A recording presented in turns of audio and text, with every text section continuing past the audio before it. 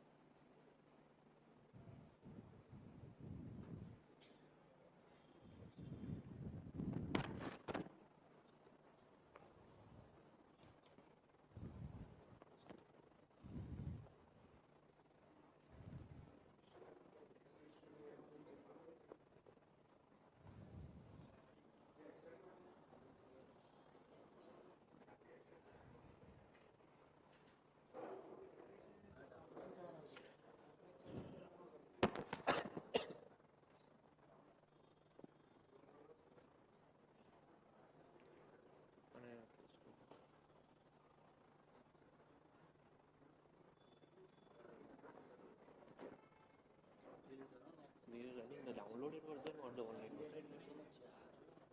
But it's not working.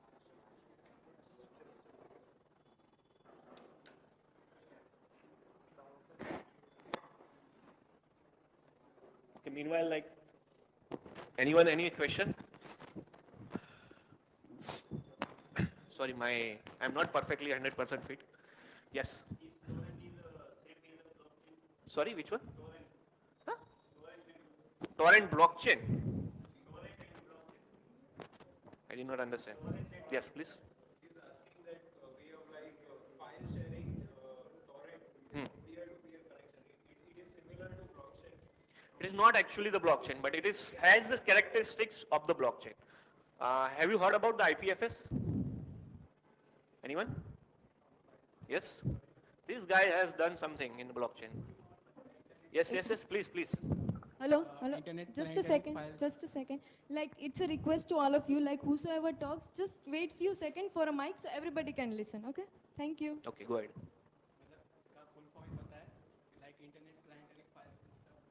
Okay. you'll not get the goodies again. So the the full form is correct. So basically it's just the same. Like IPFS is also a decentralized file storage network. Like, because as we understand, the blockchain has the limitation of storing the data on the blockchain. Right? That's why we are keep on saying that do not implement blockchain everywhere. I mean, that is also one of the limitations that will come into the challenges part. Like, so when you want to store the files, big files into the blockchain kind of storage network, that's why these file systems come into the picture, which has the characteristics of blockchain. So what it does, like it does not store the files as it is into the blockchain.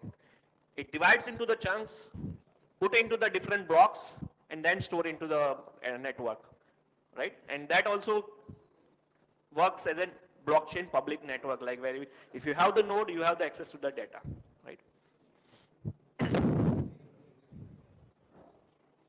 Done? Okay. So we've seen all these things. Now let's see. The first is like, I want to do the transaction. So transaction is requited and authenticated. So from one of the node, for example, every node, a part of the network can initiate the transaction, right? So I'm a part of one node, right? I'm doing some transaction. I'm just transferring my Bitcoin or Ethereum. So I'm initiating transaction. I'm signing the transactions through some wallets. For example, MetaMask wallet. How many of you know the MetaMask wallet? So these are the decentralized wallets available. Through that, you can connect your application, Web3 applications, and do the transactions. We'll see the Web3 as well.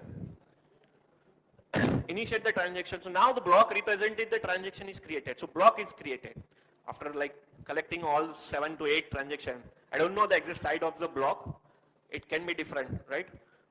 So block is created. Now that block is sent to every node into the network. Now that block will be sending to every node into the network.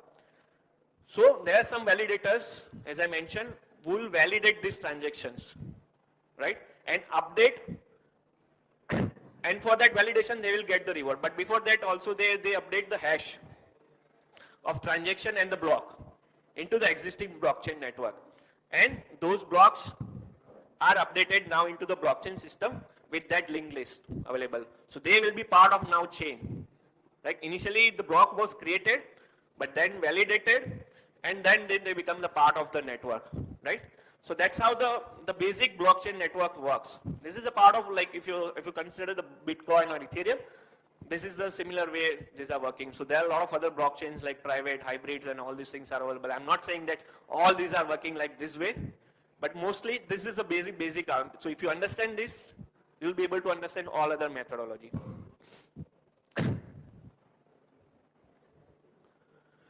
Types of blockchain. So why it is important to understand? Like, see, I've been into the industry like for 7 years, into the blockchain space.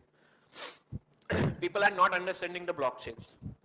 Which type of blockchain they should implement for their application, right? Okay. So that's why, like, as a developer, as an architect, or as a salesperson, or anything, if I'm working as a blockchain, I should be knowing this type of blockchains are available into the market, and accordingly, I'll give you the solution to my client. Okay. So let's understand.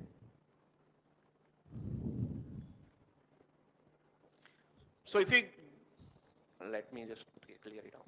So if you see the very high two level of blockchain types, so permissionless and permission. So from the name itself, you can understand permissionless, you don't require permission. For what? That's something we'll see. Permission, again, you need a permission to be part of the network, right? We'll see types of networks. So permissionless, first understand public blockchains. Public blockchain, you know, Bitcoins, Ethereum, Solana, and all these things, right? So if you want to be part of blockchain, you don't require permission. That we'll see in the next slide.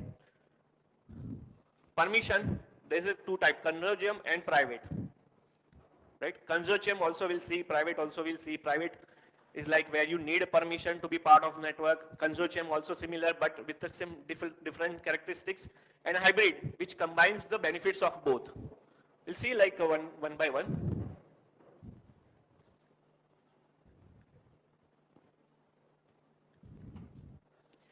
Public blockchain. Anybody can join the network if I want to be part of blockchain network as a validator, or as a like just an execute the transactions, I don't need a permission, right? I can join the network.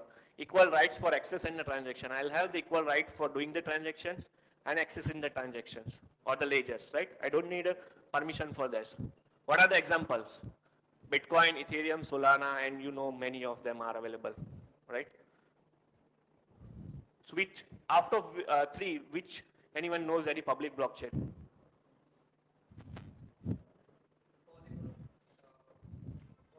Yes. Polygon is correct. Anyone else? Huh? Sorry, I did not get it. Filecoin, it's a, as I mentioned, it's a file storage system, which can consider as a file blockchain network, but it's an application or the storage system that is built upon the blockchain. Okay. So Polygon is correct answer. You can give the goodies to him, like if you want. Let's move on. How to come across here? Okay, private blockchains. So private blockchains, if we consider, are less decentralized compared to the public blockchain. Public blockchain are more decentralized because nobody is controlling that network, right? In a private blockchain, you have the single organization which control the access, like who can be part of the network as well as access to the data, which can decide, right? Does not give equal rights for all the functions. So if you are joining as a network, as a node, you might not get all the rights for the network. As I mentioned, partially decentralized. Let's see the example, Hyperledger Fabric. How many of you heard about this? No? Yes. Good, good. Yeah. So what is Hyperledger Fabric?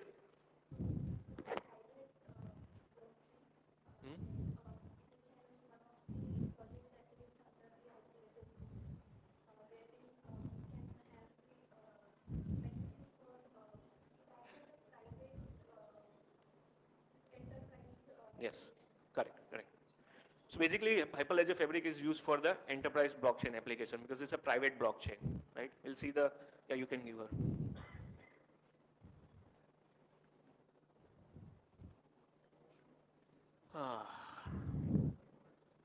Hybrid blockchains. So organization can set up private blockchain alongside the public. So you still have the public, but you can set up a private blockchains here. So you try to take the advantage of both, which are available in public and private. So from the private, you see the privacy is more available, right? Because the data is not available to the public, right? But in public, you still have the authentication of the data. The verification of the data is very highest into the public blockchain. So you take the both advantage and create a hybrid blockchain. So there's one example. There are not much blockchains available which are of hybrid, right? So like there's one like Sinfin. What it does, like it takes the advantage of Ethereum and the Quorum. So Quorum is again built upon the Ethereum only, but it created as a private blockchain, right? But Ethereum is public, so they are taking advantage of both. Then the consortium blockchain. So it's more of a federated blockchain. So if you consider the example of banks, so if the banks are doing transaction part of wholesale banking, right? So those transactions are not available to the public. So what they can do, like they can create a consortium network, right? Which is again similar to the hybrid, but it is more decentralized than the private blockchain.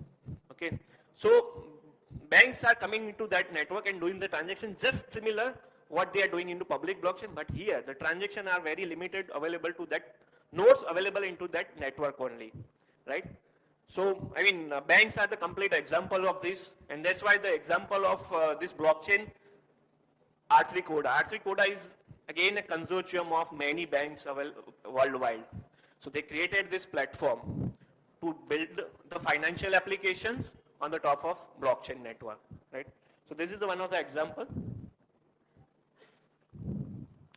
Let's see the advantage, disadvantage quickly. Public, obviously, independence is there, transparency is there, trust is there because data is available. Disadvantage, scalability, as I mentioned. Like once the network grows, it has the issue with the scalability.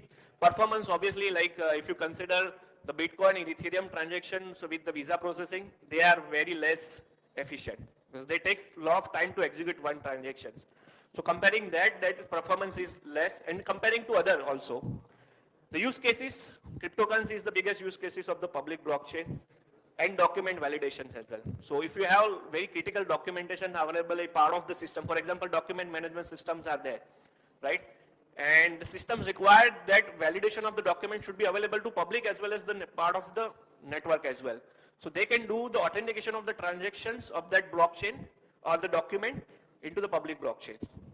So there are a lot of use cases available and products and the projects are available on that document validation. Even we worked on one of the project called DMS block, work on that. So we created DMS block, the document management system on the blockchain. Private, the good thing is access control and the performance. Obviously, the transaction compared to the public blockchain will be less, so performance will be always high, and because of the entity which are interacting into that blockchain, a number less, right? Disadvantage, trust, because outside the world cannot verify that. Obviously, the people inside that they can trust. The use cases are supply chain. As I mentioned earlier, also supply chain, like there are a lot of stakeholders are there.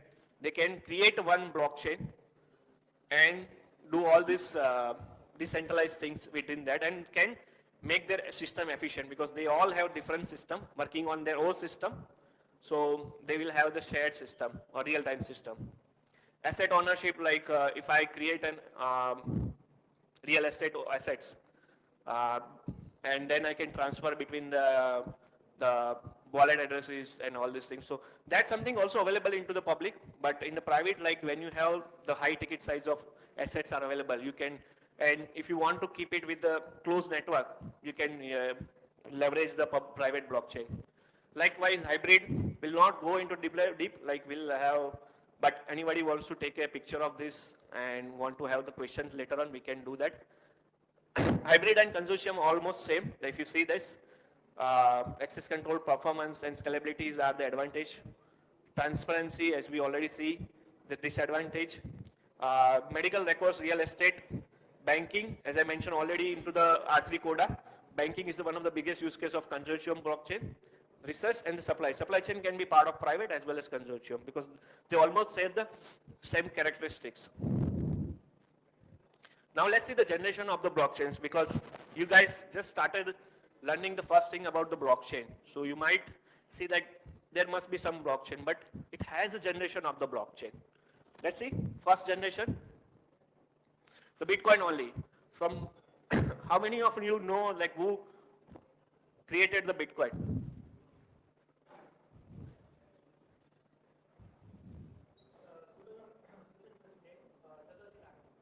Yes,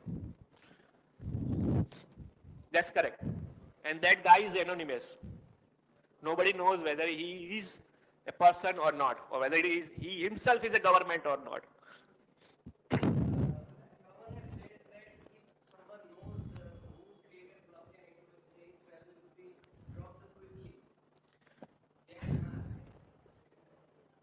Yeah, there are a lot of conspiracy around that. So a lot of people has claimed that they are Satoshi Nakamoto.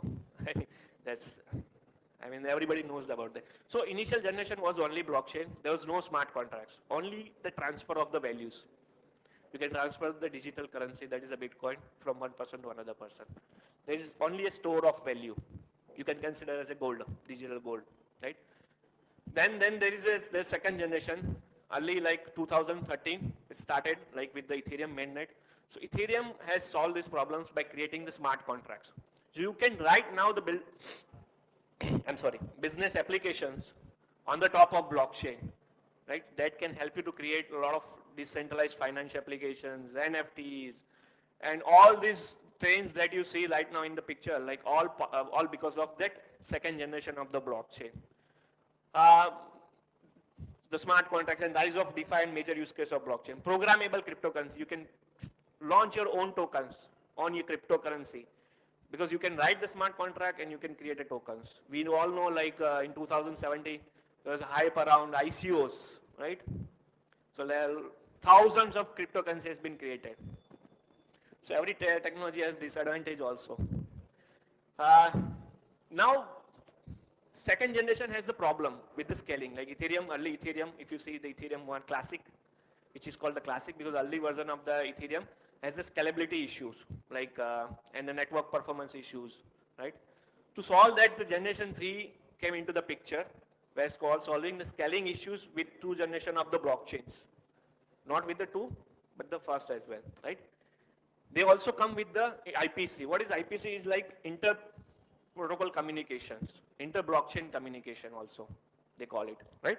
So one blockchain communicate with the other blockchain. What do you mean? Like the one asset you can transfer from blockchain 1 to another blockchain, okay? So that's the next generation and current generation of this blockchain network.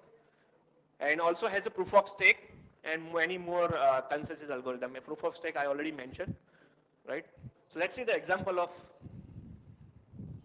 Bitcoin, Ethereum. We have the Cardano, Polkadot. These are the main player for IPC or IBC. It's inter-blockchain communications. They are actively working on that, and they already have the mainnet available into the market, right? And then there is the Ethereum 2.0, which comes with the proof of stake. Earlier version was only proof of work. Sorry, I'm going fast because now we have less time available. Okay, so blockchain applications. So I'll not go into the deep, but let's see the different categories. So one is already we seen the digital cryptocurrencies, right? Which is the first use case of the blockchain we already see, right? You can create an e-commerce application, global payment, P2P. We can create, like, so we'll see the CBDC also. Anybody heard about CBDC? No? Interesting. That's the initiated by our government only, or the RBI, right? Okay, P2P lending, like direct lending in terms of cryptocurrency, you can create a lot of platforms are available and market, and they have billions of dollars locked into their smart contracts. So these are all not new. They are already in that market and working very efficiently. Though there are some hacks are over there, but we see the hacks into banks as well, right? Microfinance applications are there. Record keeping and provenance also, we can see the provenance. So if you want to trace anything, for example, healthcare or the supply chain we see, like we want to trace a particular food product, where it cultivated, from processor, where it processed, where it packed, where in which go down it was, like, and then up to the store. So it's a whole journey you can authenticate it through the blockchain itself. So there are a lot of provenance and record keeping use cases are available. Loyalty programs also. Recently the NFTs are there. So NFTs are being created as a loyalty programs also. Ownership, record keeping, like we have, like earlier the industry, music industries, now they are also moving into the blockchain. Because blockchain can authenticate this is the right owner of this particular music or particular assets. For example, digital arts, right? If I created any digital art, I can put as an NFT and that into the blockchain. So that's the ownership. Proof of identity, KYC use cases are there already available into the blockchain. Though it has not that much of benefit compared to the non-blockchain system, but still, from the authentication and security of the data perspective, we are still leveraging the blockchain for the KYCs and all. Intellectual property, as I mentioned, like musics. If I have some intellectual property documents, the startup documents, the startup idea, that I can store into the blockchain, right? So that I can claim that this particular idea belongs to me, because it is already there into the blockchain, nobody can edit it. If someone tries to do that thing, we'll have the same hash. Like hash means like whatever the content is there, if you try to update, if it has the same content, blockchain will not allow to do that thing, right? Even if like they are not getting updated, but you can still verify that if you have the same one intellectual idea is there, and someone has put that thing, so you can easily go and verify who has put that first, right? Equity, private markets, debt, crowdfunding and derivatives. Crowdfundings, already there, launch pads are there, where you can raise the money in a decentralized manner. Question? Yes, yes, please.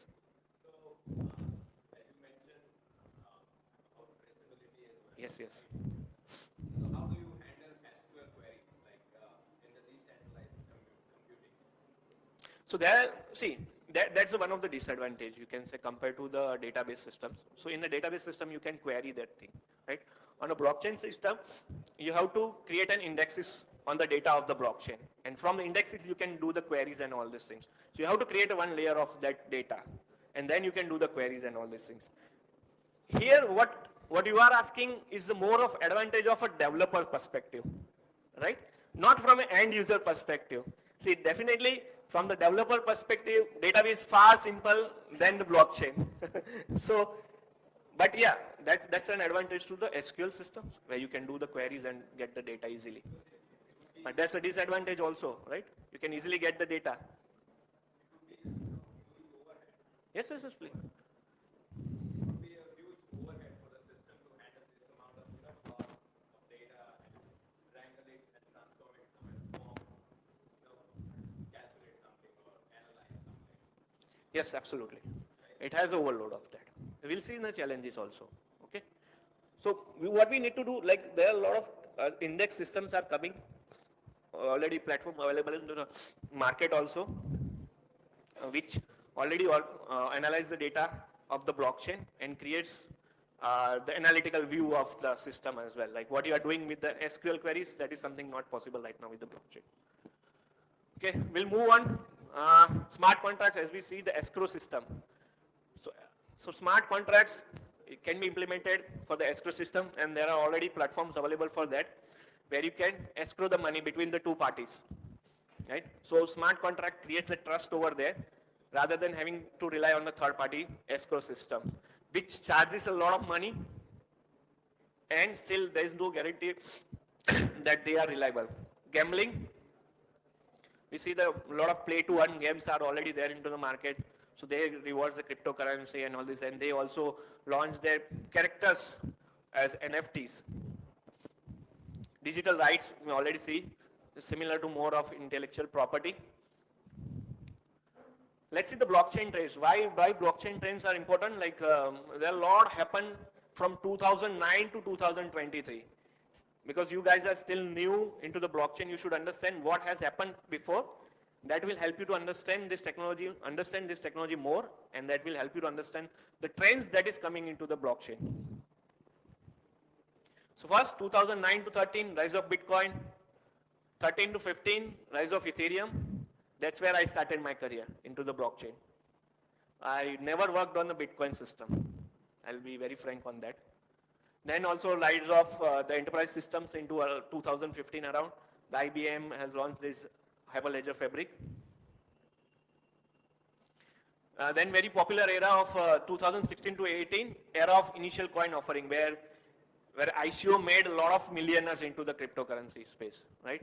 A lot of people has just launched their white paper website, and there's a lot of money through the ICO. ICO is like initial coin offering. It's just like an IPO of share system, right? But here there is nothing regulated. In IPO, everything is regulated. There is nothing regulated. But that immediately faded away because of a lot of frauds happened at that time.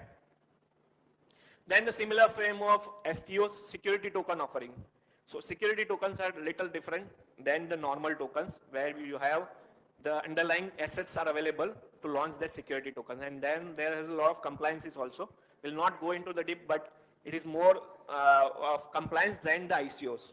IEOs are there where exchanges help you to launch and raise the money through their platform. For example, Binance like did a lot of IEOs, right? IDO in a decentralized way, same way. IDO is more of a crowdfunding platforms, right? Where in a decentralized way, you can launch your product or the project onto this network, leverage their community to raise the money. That is IDO.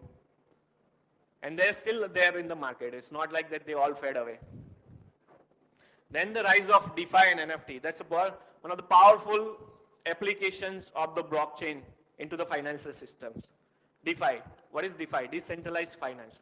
So what are the finance systems that we are doing in centralized way? We are implementing into the decentralized way. So decentralized use cases like you can have decentralized exchanges, which allow you to exchange the cryptocurrencies between the two networks also in a decentralized manner. Decentralized lending, B2B lendings are there. the stable coins and all these things are there, right? So they're all part of DeFi. And you won't believe, like, recently more than $50 billion are logged into the DeFi. It used to be more than $150 billion, but just because of the crypto winter, right now it is decreased, right? But I'm sure like after every winter, there's a sunrise also, right? So DeFi and NFT will sign. NFTs, how many of you know NFT? What is the full form of NFT? Yes, please. Yes, what is the use of that? What is non-fungible? That can't be altered. Like if there is any assets and that has been validated with a hash, so that can be altered. So there will be one identity of that asset in a digital world. Okay, that is true. That is true. But non-fungible is more of like uh, something like you have very unique identity of that particular thing, right? Hash, okay? That defines that this particular assets, for example, a digital art. If I have created one beautiful art into digital and I put it in a digital way and I create an NFT on that, right? So that becomes a property of mine. And then you can exchange those NFTs, right? And there are a lot of use cases coming on the top of NFTs where you can rent your NFTs nowadays and earn some money. Just think of that, like digital value that you can rent and still earn the money, right? So this industry has gone like far. So yes, We can share and buy that, but there's going to be one identity only yes. in universe. So only things change is the ownership. Sorry. So for example, I created one NFT and I transfer to you against some cryptocurrency or free, right? Then you become the owner of that NFT. So NFT also has multiple flavors.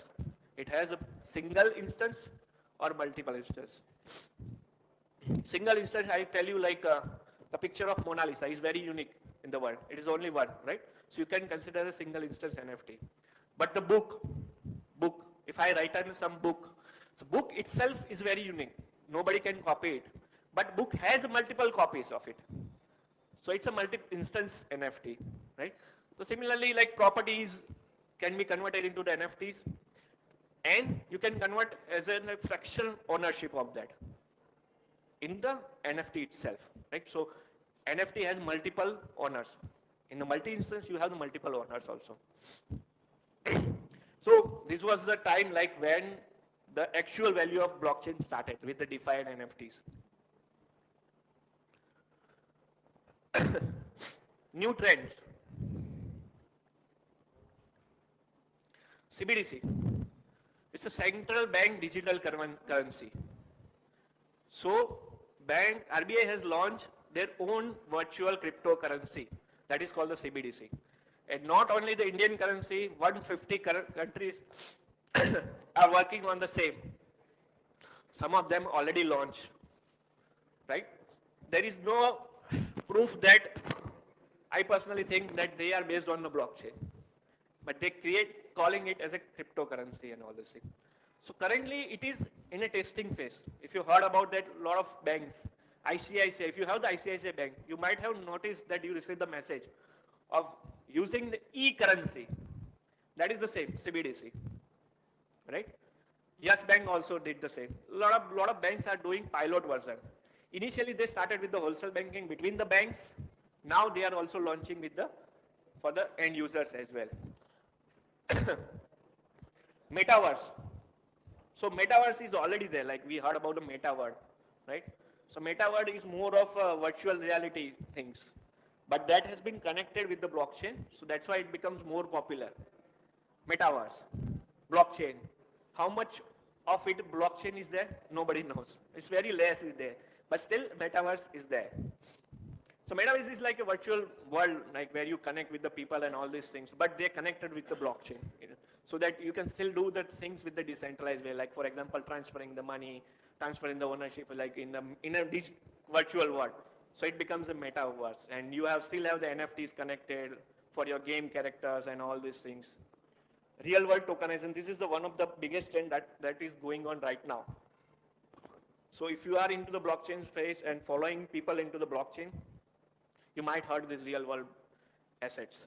So they are converting the real world assets into the blockchain. They are converting into the digitals. IBC, I mean, this is already there, not into 2020, but IBC is already there, but now people are starting leveraging it. IBC is the inter-blockchain communication. As I already mentioned, Polkadot and Cardano blockchains are there. They are providing this kind of framework. Not 100% available, but still there are a lot of things has been implemented. And you can see the blockchain plus AI trend. As we mentioned, like the data, we need to analyze the data for AI, right? So that's the thing, like where the indexes come into the picture, and AI system can be interact with them to create a AI-based systems with the leveraging of blockchain. So blockchain provides the security, AI provides the intelligence. So that's why the combination of both technologies are there. IoTs is one of the also popular blockchains. So people are connecting IoTs into the farms and all these things, and they collect the data and store into the blockchain to keep it secure, right? These all technologies are not compete with each other. They are interacting with each other. So do not get confused whether I should choose AI or blockchain. I mean, you should choose both. You should understand both. So, I mean, we are just about to complete, sorry. Yes. So like there were also a trend of Ether or Bitcoin mining, right? So what actually happens behind the scene? So there are going to be a authentications or validations on that Yes. chain. So in a Bitcoin, like you have to solve the complex mathematical problem to get the rewards. So miners does the same thing, right? So they solve this complex problem to validate the transaction, sorry. And they get the rewards. And that's why they consume a lot of energies. So Bitcoin, that's why I call it environment non-efficient way. Use the environment in non-efficient way. There's a trend also going in from the Bitcoin, and that's why the proof of stake come into the picture, right? If you have the stakes, you get the transaction to validate, and you validate and do this thing. Underlying things are still very technological things. If we try to cover, there's a lot of depth into that, like how they works and all these things. But as a beginner into the blockchain, you should understand like how the blockchain works at the very high level. What are the use cases of that? How we can leverage into the different application? Because when you creating a decentralized application, you should not be worried about like how the miners works, right? Should be worrying about what the consensus is. That's fine, and how the overall picture works. And you create your application into that, and types of blockchains and all these things. So permissionless blockchain challenges, as I mentioned, scalability is already there, right? When the number of transactions and all these things are increasing, they have the performance issues and all. Privacy issues at some levels, we are in a public blockchains, like we have the privacy issues, like anybody can go and check the transaction. If you know the wallet address of someone, as I mentioned earlier, you can go and verify how many transactions they did, right? Compared to private.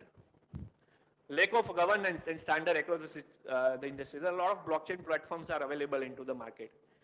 So till now, there is no particular standard or governance are available, right?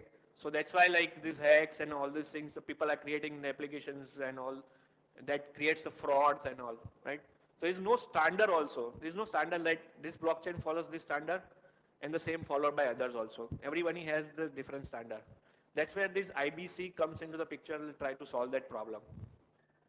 Storage concern, as I mentioned, like blockchain has a limitation with the storage. So you have to rely on decentralized file storage, which are not exactly the blockchain, but has the similar characteristics of the blockchain. Energy consumption, especially for proof of work, for Bitcoin, there's a lot of energy consumption, so that's not environment friendly because they have to solve this very complex mathematical problem that requires a lot of energy. If you see, if you seen the video of blockchain miners somewhere, like, and it generates a lot of heat because they consume a lot of energies, and that's why it's not environment friendly. Those are miners. Freed from quantum computing. Quantum computing, anybody knows? Yes. Please. Quantum computing is basically utilization of some quantum properties like quarks and similar to that, and Google is working on that that tensor chip being born. And it is like very fast than traditional computing practices, and Correct. it can hack the RSA-256 algorithm. That hashing, like that hashing algorithm, can crack the message. Yes. Correct. Yeah, please.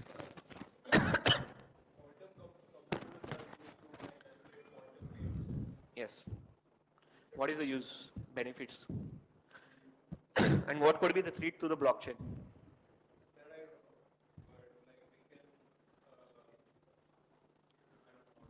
I mean, that solves that, guys, is correct. Yeah. So it works very fast, like that solves the problem, mathematical combinations, permutations, and all these things very fast, right? So in terms of the public blockchains, like to hack particular blockchain, you require a lot of computations and permutation, all these things. But with the existence of quantum computing, that could be a threat to blockchain. So I can easily solve the permutations and all these things, and I can easily guess the private key. Now, what is the private key? So in a blockchain, yeah.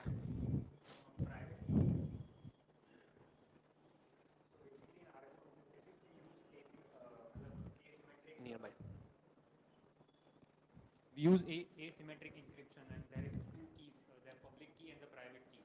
And we encrypt the message with private key, encrypt with the public key. Yeah. So in a simple example, we all have bank accounts, right? So our account number is public key, right? Because I need to transfer to this account. In a simple language, I mean, I can go and define you the definitions, but I don't like definitions. So wallet, I mean, that account number is your public key. So similarly on a blockchain, if you want to hold any cryptocurrency or any particular assets, you need to have your wallet. Just like your wallet you have in a bank system.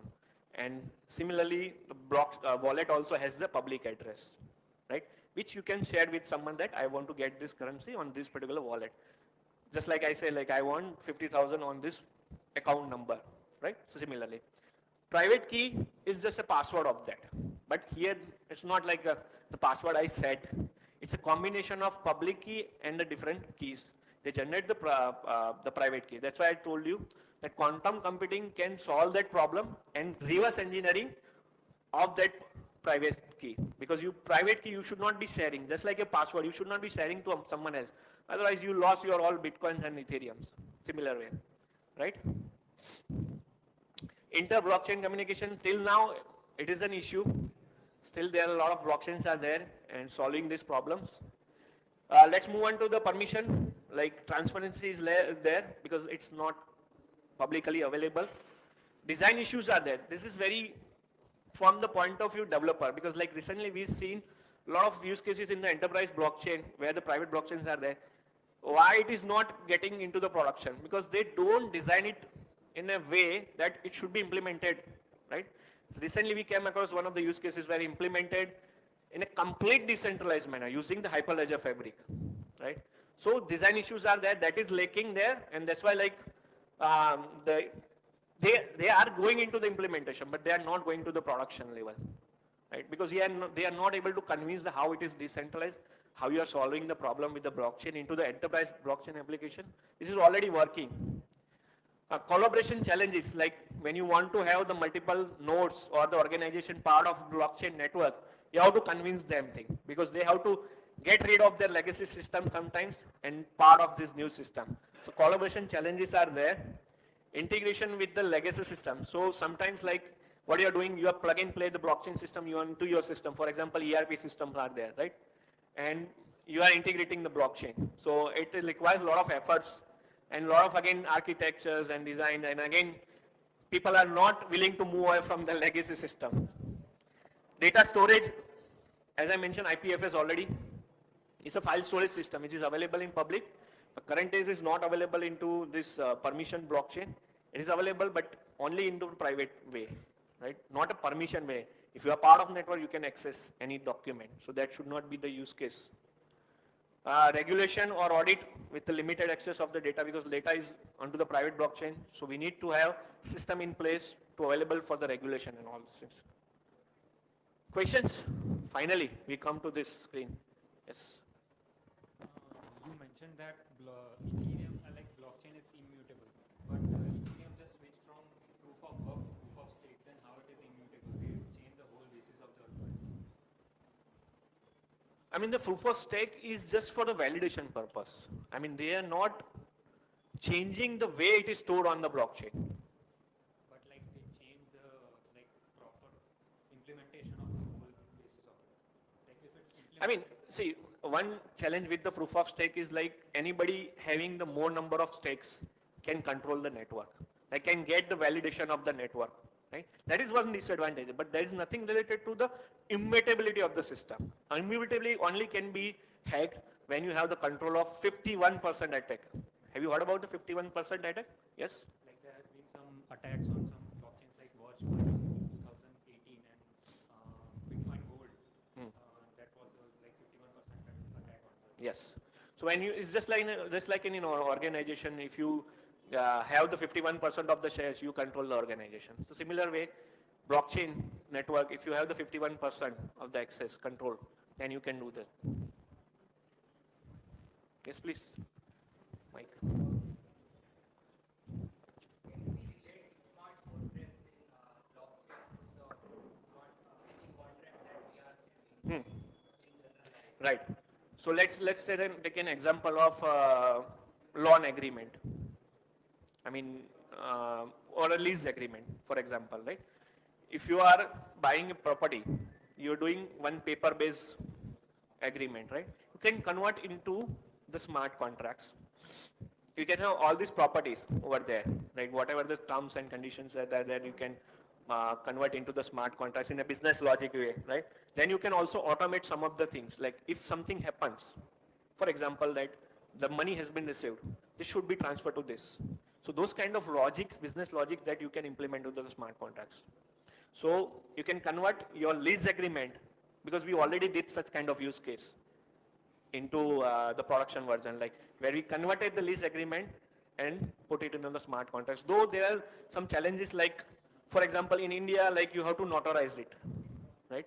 So there are some challenges with it, but still you can do the automations and transparency of data with the smart contracts rather than going with the paper-based legal agreements. So like if we can write these smart contracts, then there may be chances of errors.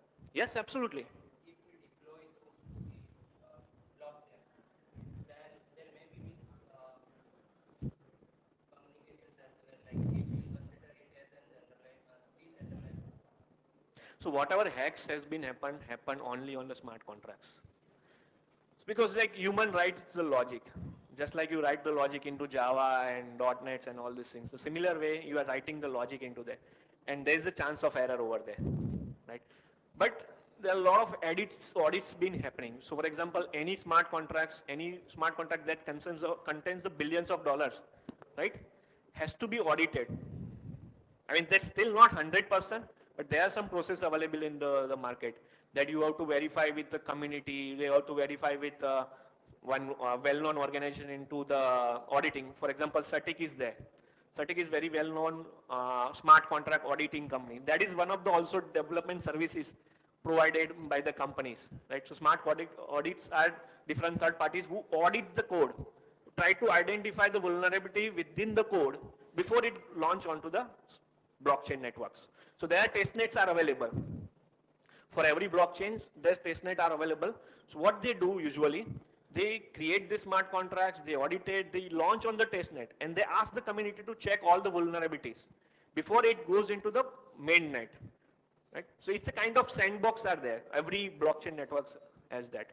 So that means it won't be completely decentralized because there's going to be a governing body who can validate those smart contracts. Sorry? So there will be a governing body who can validate those smart contracts. So we can't say like it's going to be completely Yeah, 100% decentralized is not possible.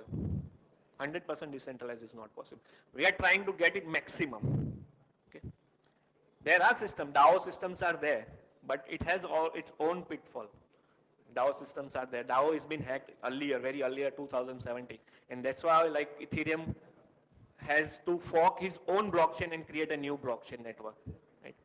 So that was a issue with the smart contract itself, because DAO is a combination of several smart contracts, and that works together and creates an autonomous organization where everything works in a decentralized way without any interfere of any third-party systems are there.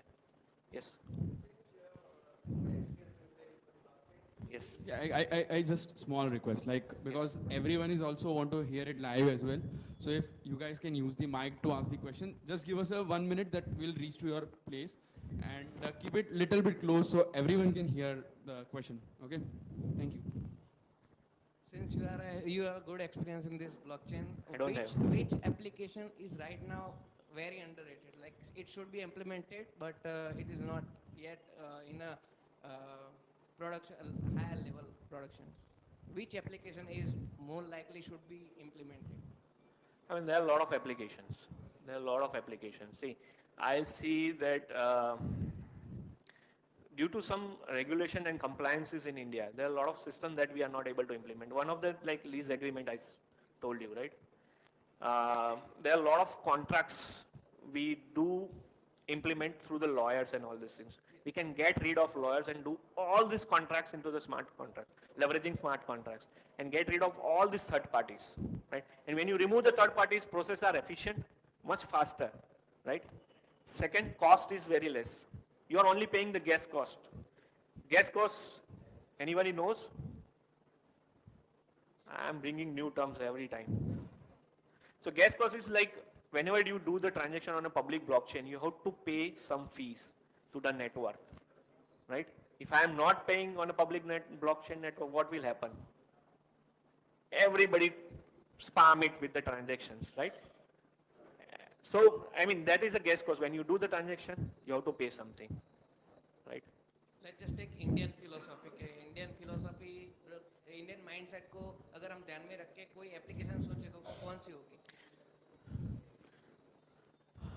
I mean, there are a lot of applications. I'm not able to remember any particular application for Indian, but I'll tell you why my personal experience, like whenever we try to present this blockchain technology to Indian customers or the companies, it's very hard for them to believe into the technology.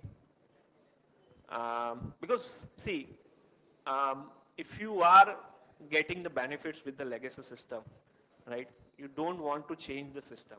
You don't want to implement blockchain. Even for example, cryptocurrency, why government is banning that thing? One is the fraud, obviously. They want to reduce the fraud and they want to save the money of people. But why they are not doing with the non-blockchain fiat money also? There's a lot of frauds, right? Because they are afraid of getting or losing the control over the financial systems. Because with the emerge of decentralized finance system, if that is working like this pace, there will be no banks in the future. And they are afraid of losing the control over their own money. And that's why they come up with their own virtual cryptocurrency, which is not actually blockchain as per the proof right now. It could be, yeah. So मेरा personal question ये है कि it's all about the theoretical part. मैंने भी मेरी खुद की notes बनाई थी 250 प्लस पेजेस की ब्लॉकचेन की. Good. बट मेरा क्वेश्चन ये है कि I don't want to go for the solidity itself. I just want to go for the Python. So could you please set the roadmap of blockchain plus with Python? Likewise, a step-by-step process. So that's the misconception here. Like, particularly in Gujarat, I'll also tell you, like people are misunderstanding language and the technology. Like language, for example, like Python, Java, .NET, PHP.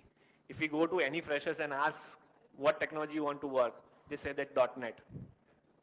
I want to work on Java. I want to work on Python. Are these the technology?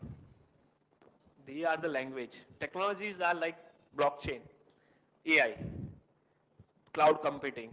These are the technology. And it has nothing to do with the language. Every blockchain protocols are available in different languages.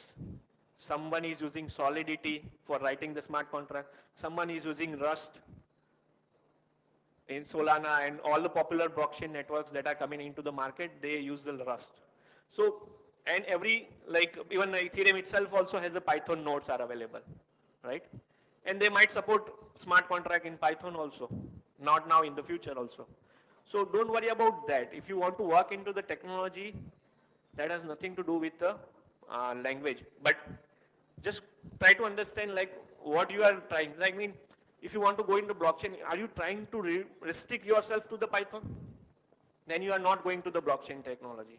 You are just learning the Python. One quick question. Yes. Like, Sorry. We will take questions at Last question. Yeah. Last. Yes.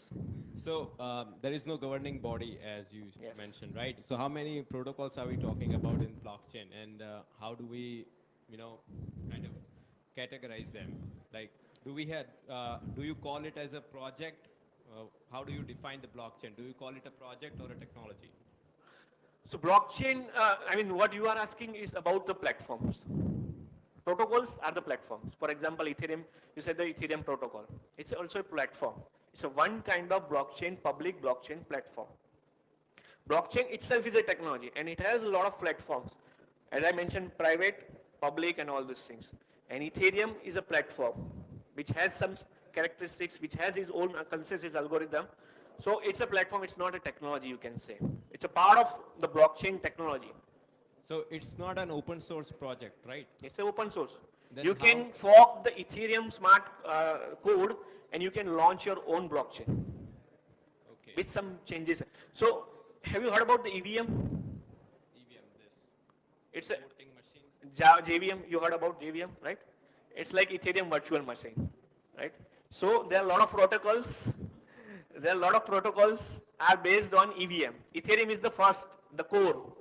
Then there's a Polygon. Someone mentioned Polygon, right? It's a layer 2 solution. It has also forked their EVM machine and created their own version of the blockchain. Like Binance Smart Chain also. Avalanche is there.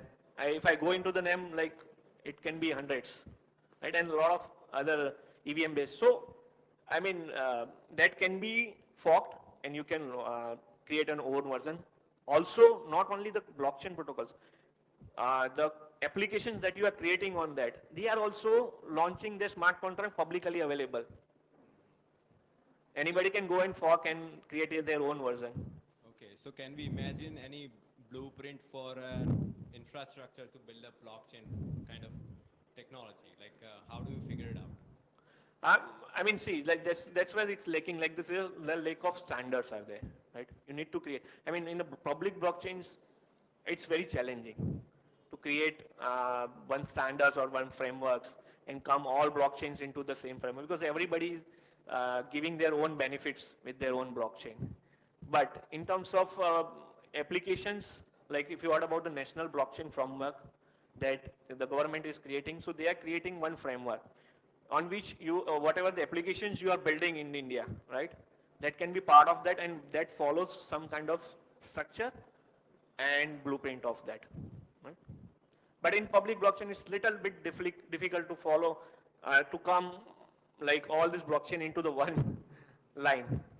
So it's, for example, like this government bodies are creating these frameworks, right? Yes, So they are creating the do you regulation. call them a wrapper of this technology or just like a spoiler? Sorry? Like a spoiler of those technologies, like it bit of kind of controlling the technology in some sense by the government, or it's just a helping tool for the technologies to standardize the rules. I'm not able to understand your question properly, probably. Maybe we can discuss after this, like we try to understand your question deeply. Sorry for taking so much of time. Thank you everyone. No, and I I think, hope you like it. Please. Thank you. I think it should deserve one more round of claps for him. Like, it was a very great session from Krunal sir.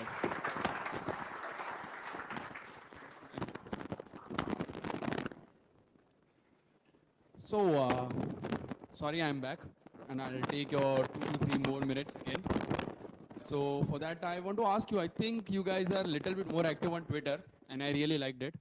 And I see there are a few more people who want to ask many more questions. So we'll use the same platform as well. You can go to Twitter, post your questions, like ask the expert, ask the AI experts and everything. Just try to post that questions. Maybe not from here, but from the community. Few people might answer it. Few people might find it interactive. they also feel that, yeah, it's going great. This is a session they want to join, or this is the community they want to join by these questions. So I'll request you guys can post that questions, and that will be great interactive. Uh, there's a QR code, and it's for the QR is for it's for the Twitter. Sorry, I'm little bit late in the information. So yeah, you guys can scan it. Other than that, we have few feedback forms and everything over here. So you guys can scan them as well. Keep your feedbacks posted so we can improve it day by day. And I have something for you. So I want to make this environment a little bit light. Like there was a lot of knowledge shared over here. So somehow I got a paper and it says handle with care. So I'll be asking you few quiz questions. 5 small questions and they are not related to this session. So if you know the answer, I'll just request one of you or any of you to raise the hand. Maybe I'll just short down to 3 questions and make it quick. Goodies are ready only, right? So you have to answer and you can win the goodies. Yeah, there are a few of them. So when was the new Parliament of India inaugurated? And I'll give you 4 options. Like in June 23, May 23, April 23 or Jan 23. If someone knows the answer, right? I think the guy in the back. June 23 is the wrong answer. I'm sorry for that. Okay. Yeah, that guy is the May 23 is the right answer. Round of applause for him, guys. I think the 4th person answering might get the chance. Sure. If needed, I'll repeat the question. So the question was, when was the new parliament inaugurated? And it's May 23. I'll go to the next question. In which version of Python switch case is introduced? Someone knows the answer, but I'll give the options as well. Sorry for that. So it's 3.1, 3.3, 3.5 or 3.7. I'll repeat the question. In which version of Python switch case was introduced? Just a second. Sorry for that. I think that's the wrong answer. Sorry for that. 3.1 is the right answer. I'll repeat the question and the options twice now. So I'll request few patience. And I got a new mic as well. Thank you. Okay. In which sea did Biparjoy cyclone was originated? I'll repeat again. In which sea did Biparjoy cyclone was originated? It was Indian Ocean, Arabian Sea, Bay of Bengal, or Pacific Ocean? Let's see. I think they got the right answer over the first. And Round of allow applause, other guys. participants as Yeah. well to answer. I think you are the sharpest one. Thanks for it, but I want others to interact Round as of well. applause for her, guys. It was a quick one. Okay, I'll end it with the last question. I thought we talked a lot about currency, this and that. So it is backdated before currency was initiated. आज मेरे पास गाड़ी है, बंगला है, bank balance है. तुम्हारे पास क्या है? But आपके पास क्या है मैं ये नहीं पूछ रहा हूँ. No personal question, sorry for that. So which movie holds this dialogue? ये कहीं से आंसर आ ही गया. Who was that? I'm sorry, but we got the answer already. Eventually, my list ends over here. I think there was a short session of quizzes, and definitely I'll hand over to Tanvi for the next session. So thank you guys. Let's keep it up. Are you guys sleeping or what? Because there is no energy in you all, right? Are you ready for next session? Still, yeah. Are you ready for next session? Nice. So let me introduce you to our next speaker. He's Jai Patel. So Jai, being a senior software engineer at Simform Solutions, is responsible for delivering backend solutions and have been actively working in different types of backend architectures like serverless, multi-tenant, and event-driven architectures. And is today going to fortify us on the topic named AWS Serverless with Python. So are you guys ready to learn more about serverless topics and what and how they work? Okay, great. Over to you, Jay.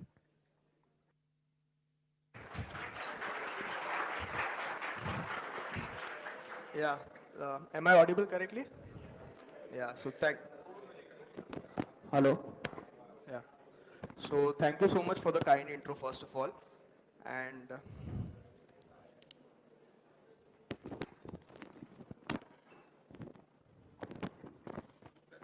thank you. Okay. So as already said, my name is Jay Patel, and I've been working as a senior software developer at Simform Solutions. And yeah, first of all, thank you so much for showing up today, right? For obvious reasons, like stated before, that it's a weekend already, right? And that too a monsoon season, a season where you like to be lazy on bed and not wake up and show up onto meetups. So thank you so much, first of all, for showing up. And it also means a lot to me because in a world where people are choosing between Oppenheimer and Barbie, you guys showed up to see serverless. So big round of applause for you, first of all. I would like to ask, first of all, what motivated you to leave Oppenheimer and come here? Anyone? No? Are, yeah. देख ली already, अच्छा सही. How many of you saw Oppenheimer already? Yeah. बाकियों को क्या लगा कि मतलब मैं यहाँ पे क्या दिखाऊंगा जो क्रिस्टोफर नोलन ने नहीं दिखाया अपनी मूवी में फिर भी यहाँ पे देखने आ गए ठीक है anyways but yeah Oppenheimer is well known for the blast scene that is recreated by the director right so he recreated the scene without animations and without VFXs so since you guys have traded Oppenheimer so even I have tried to keep my PPT very less animated less VFX and still make it feel real life. Uh, yeah, so what is serverless, first of all? Can anyone give First a of try? all, Yeah, there are a bunch of you, yeah. Anyway, since you've already spoken, I'm sorry, but yeah, you can try. Can we have a mic, please? Yeah.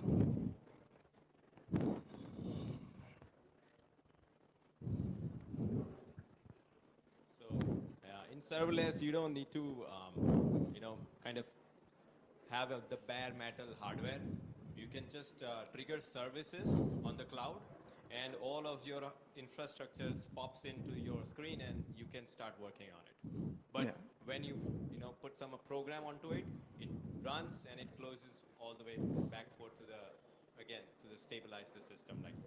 Okay, yeah, that was very deep and insightful. Can anyone else? Do anyone else want to try? Yeah, this guy over here.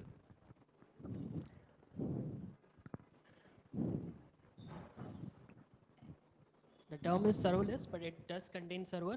Basically, it is on-demand server. Whenever the service is requested, you get to it, and whenever it is not requested, it is not used. So resources are better utilized. Yeah. So basically, two guys have completely covered my entire presentation. Yeah, there's a third guy over there as well. Can you use the mic, please? Yeah, it's not audible. Yeah.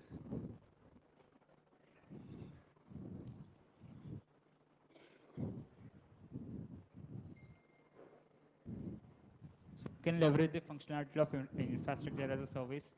So it will be like on time demand, not on-prem server, the legacy servers. Okay. Yeah. Nice tries, everyone. All of you were correct. Yeah, others don't know what serverless is, right?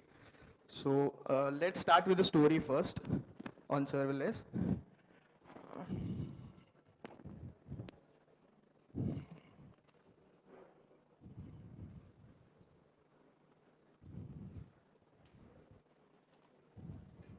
Yeah.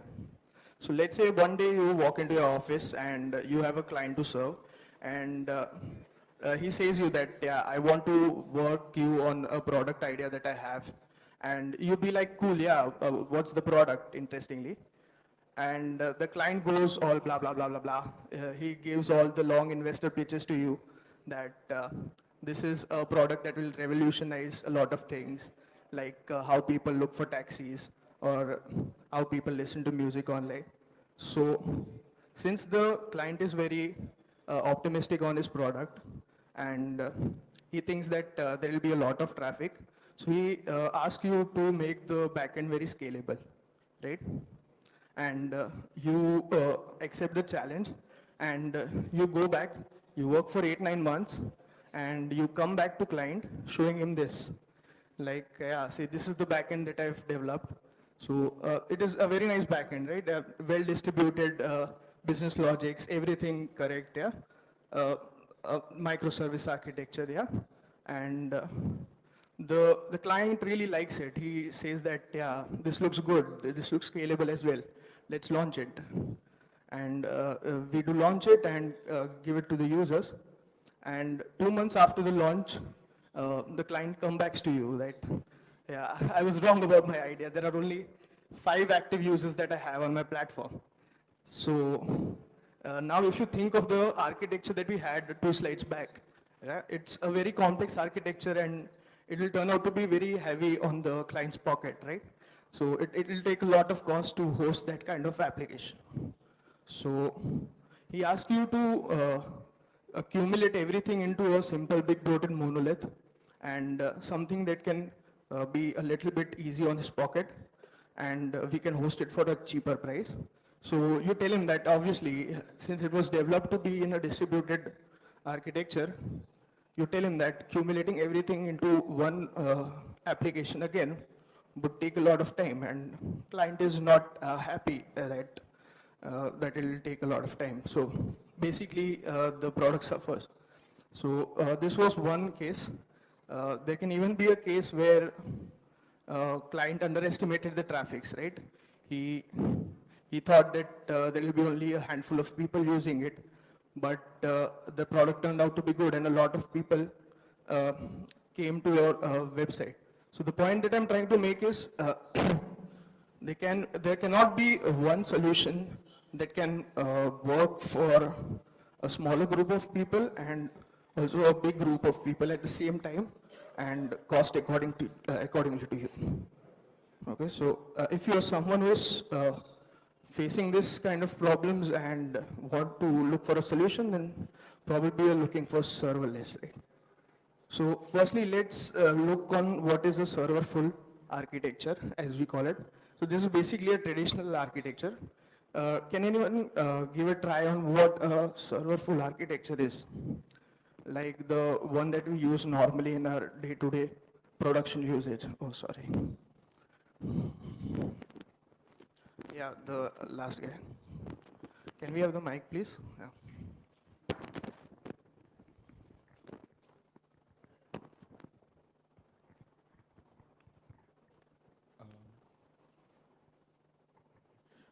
So basically in a serverful architecture, we would request a bare metal machine, will host a service there, and will pay the rent for the machine instead of, just for the time that we are using it. Let's say we have a service that is called, so we'll rather be paying the cost for the machine instead of what services we are using there. Yeah, that's right. So basically, what you do in a serverful architecture is you develop your application in local environment first using a framework like Django or Flask, and then you host it on a rented EC2, which is basically a virtual machine that runs the application on its local and exposes it to the internet using Nginx or Apache server. So as you mentioned correctly that let's say you have an application where there are expected to be 5 users or only active time of 2 hours in an entire day. But then too will have to keep these servers running 24 hours, right? So you will be priced for that firstly. And they are also bound to be less scalable. Why? Because if we take Python, so we all know that it is a single-threaded language, and there is only n number of requests that this server can handle concurrently at the same time. And if we want to handle more than n requests at the same time, we'll have to spawn new servers similar to this, right? So that will also take time. Let's say on an odd day, if 3 times the maximum threshold of users come to a server, so we'll need 3 such EC2 instances, and for good 4 or 5 minutes, they won't be available immediately to you. So maybe your this instance will also crash and there won't be any backend entertaining the API calls. So yeah, so the main point is they are priced for the entire day and they are not available to you if there is a sudden spike in the traffic. So let's go to what is serverless then. So in serverless, you don't make any applications on your local environment. What you do is you just make or develop these individual Python scripts. That's it. Let's say you want to write an API for fetching all the orders, as we see over here. So what you'll do is you'll just write a small Python file, let's say getOrders.py, and write a small and lightweight function into that has minimal logic to connect to the database, fetch all the orders, and give it back to you, right? So you don't have to worry about developing any application using any framework. Core Python can work over here. And even folks who are working as a front-end developer and working in React or something like that, knowing basic JavaScript, they can create a small function like this. And the next step is we have to connect or create a rule in the API gateway. Are you guys aware what an API gateway is? Anybody who is not aware?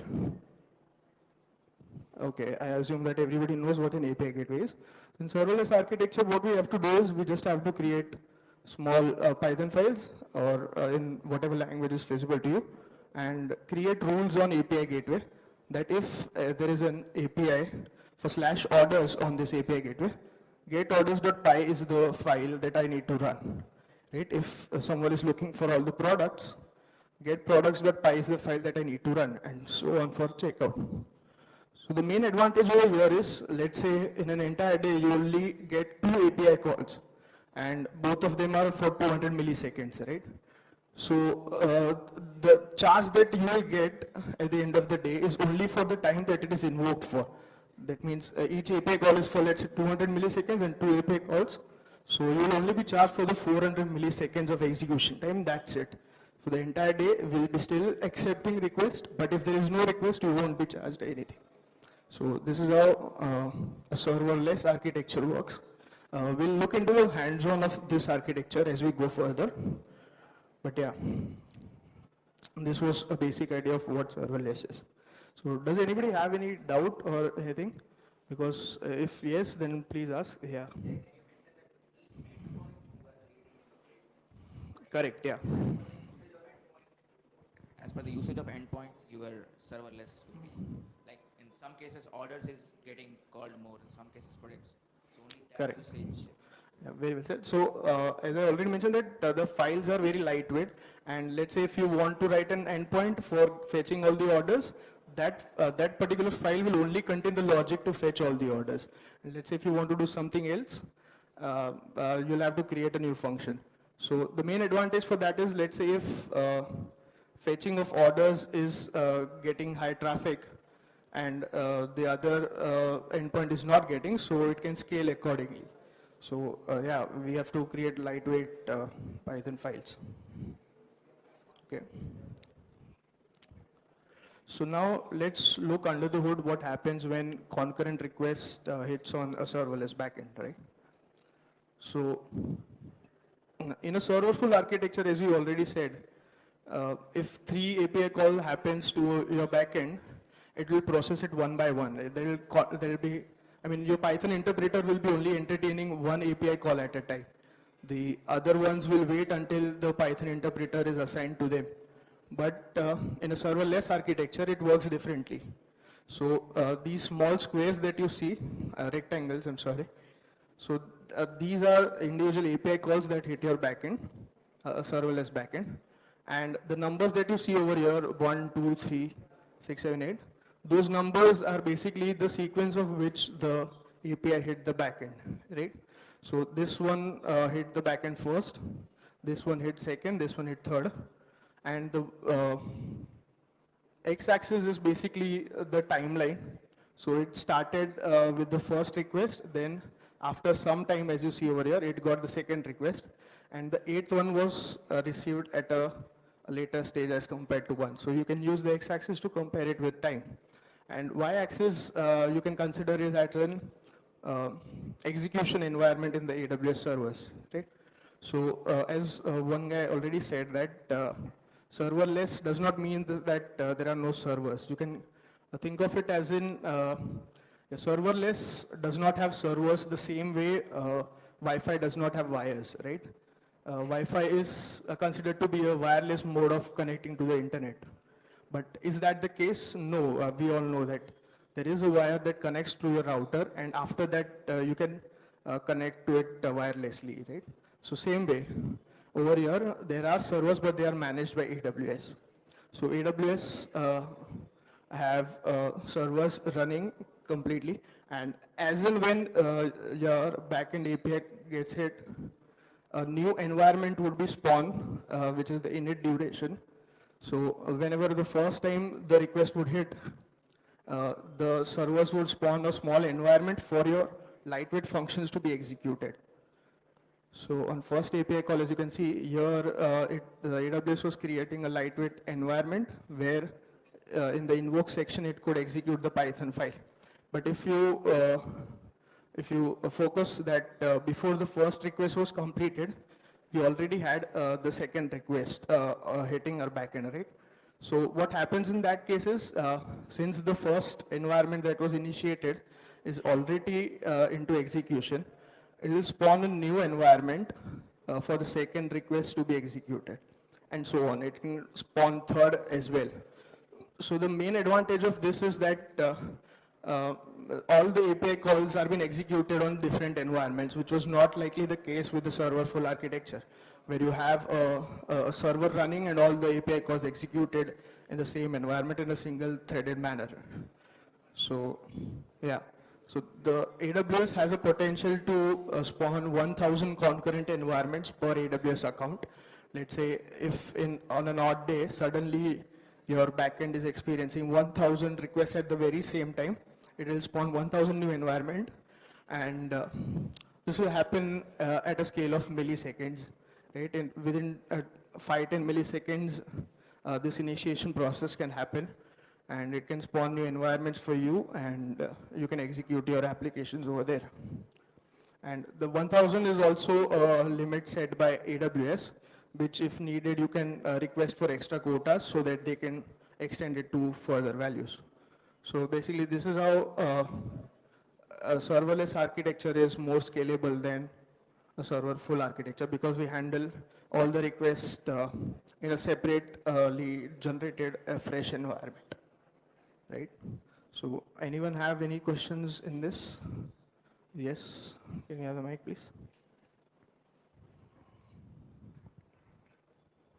Hello हाँ means I want to quick summary इसके ऊपर का कि इसको हम एक तरीके से दे सकते हैं कि हमको कोई क्या बोलते हैं कुछ हार्डवेयर स्पेस या हमको कुछ रेंट करने की ज़रूरत नहीं है, बस हमारे प्रोसेसेस जाएंगे, वो चलेंगे और वापस आएंगे, that's it. So it's like कि हमको हार्डवेयर रेंट करने की जैसे AWS में या कुछ ऐसे वर्चुअल मशीन की ज़रूरत नहीं है, प्रोसेसर की ज़रूरत नहीं है, only our processes will go there.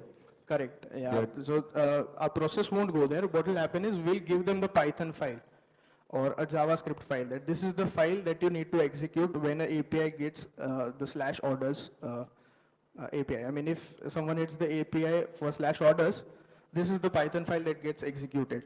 So we don't rent any servers, that's correct. So AWS will have their own servers running. They'll create a small environment for our get orders of Python file to be executed in that environment. We can specify what requirements we want, and etc. etc. Once the execution of that file is completed and you have sent the response, that's it. You won't be build anything extra for that. Okay okay, तो मतलब जो background databases है वो सब हमको रखना पड़ेगा, वो सिर्फ हमारे रन करना पड़ेगा. Correct. Database, you're talking about database, right? Database तो हमको रखना पड़ेगा because database has to be 24/7 running, but not the actual EC2 servers that we do usually. Understood. Okay, समझ गया. Yeah. Did I answer your question? हाँ हाँ. Okay. मतलब एक चीज, एक और एग्जांपल दे सकते हो रियल लाइफ का? मतलब आपने जैसे ऑर्डर्स का बोला, तो हम कोई अमेज़न को लेके वो चीज इमेजिन कर सकते हैं. कोई और एक रियल लाइफ एग्जांपल मिले तो? ठीक है. Let's say What example can we take? E-commerce? Yeah. You want to give an example? Yeah, sure.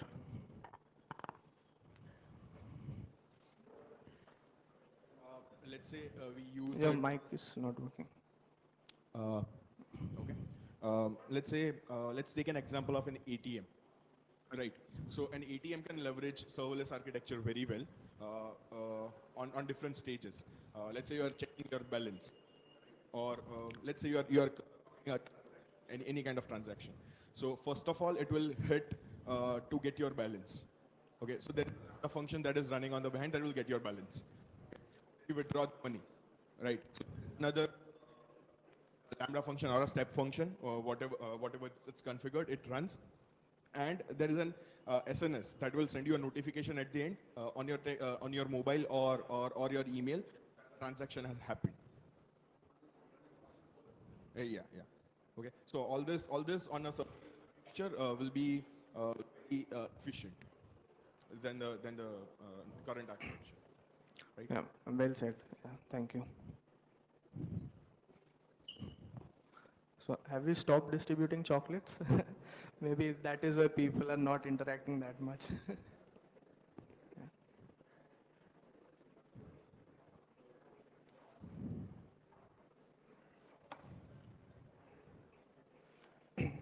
Okay, so let's move on a quick hands-on of whatever we spoke until now. A lot of you might not have got the complete idea of what the lightweight functions were, how did we specify rules with the API gateway, and etc. So let's go on a little bit of hands-on. So what we'll do is we'll try to perform a basic CRUD operation of product module. So let's say there is a database table called product.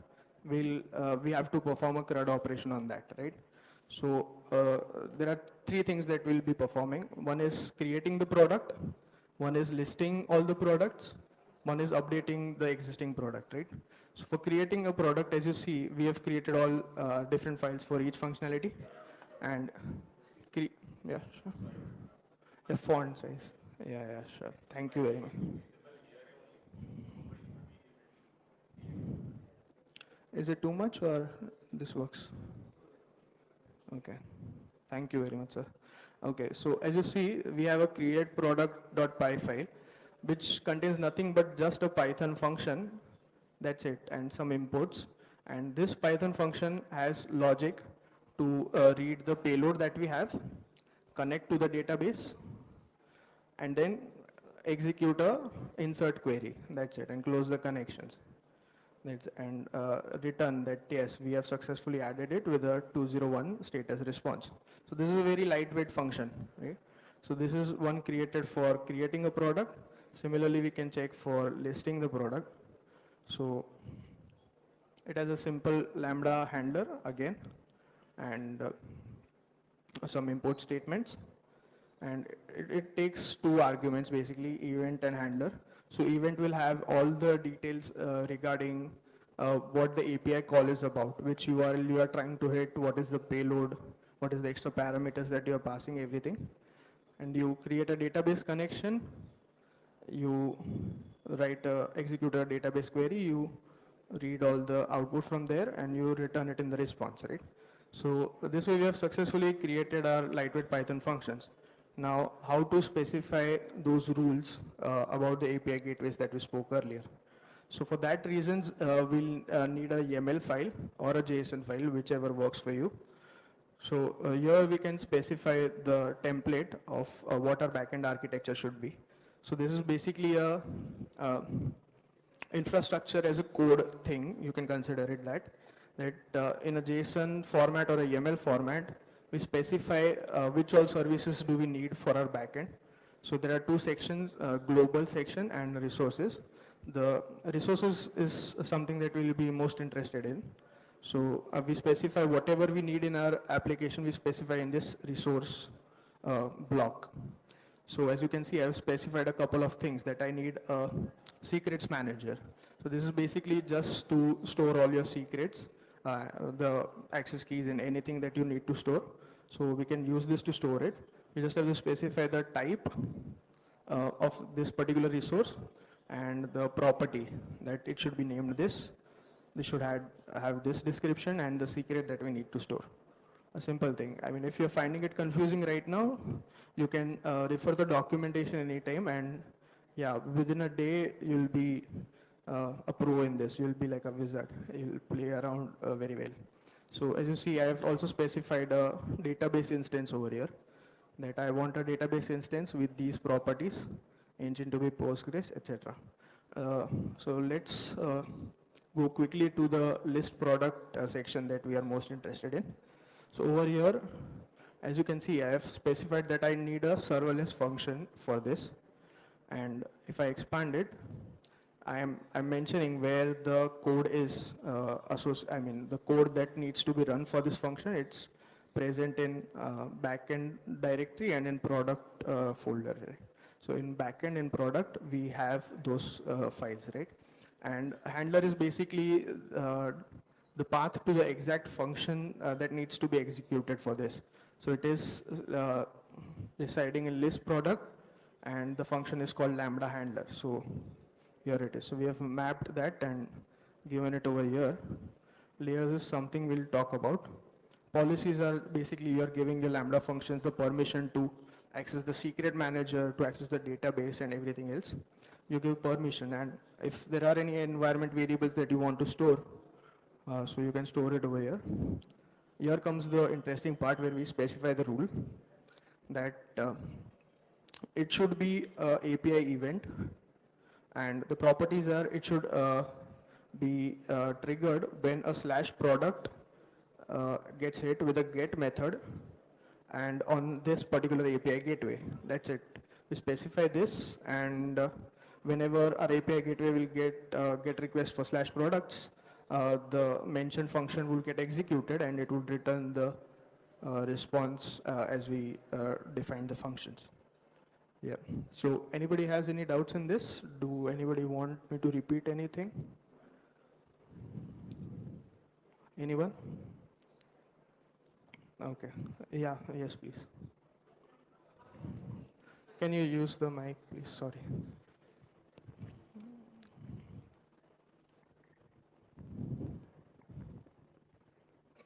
Yeah, so my question is, am I audible? Yeah, so my question is, how did you make this file? Because as it looks complex, like, from the scratch, how did you make it? Did you use any tool or so?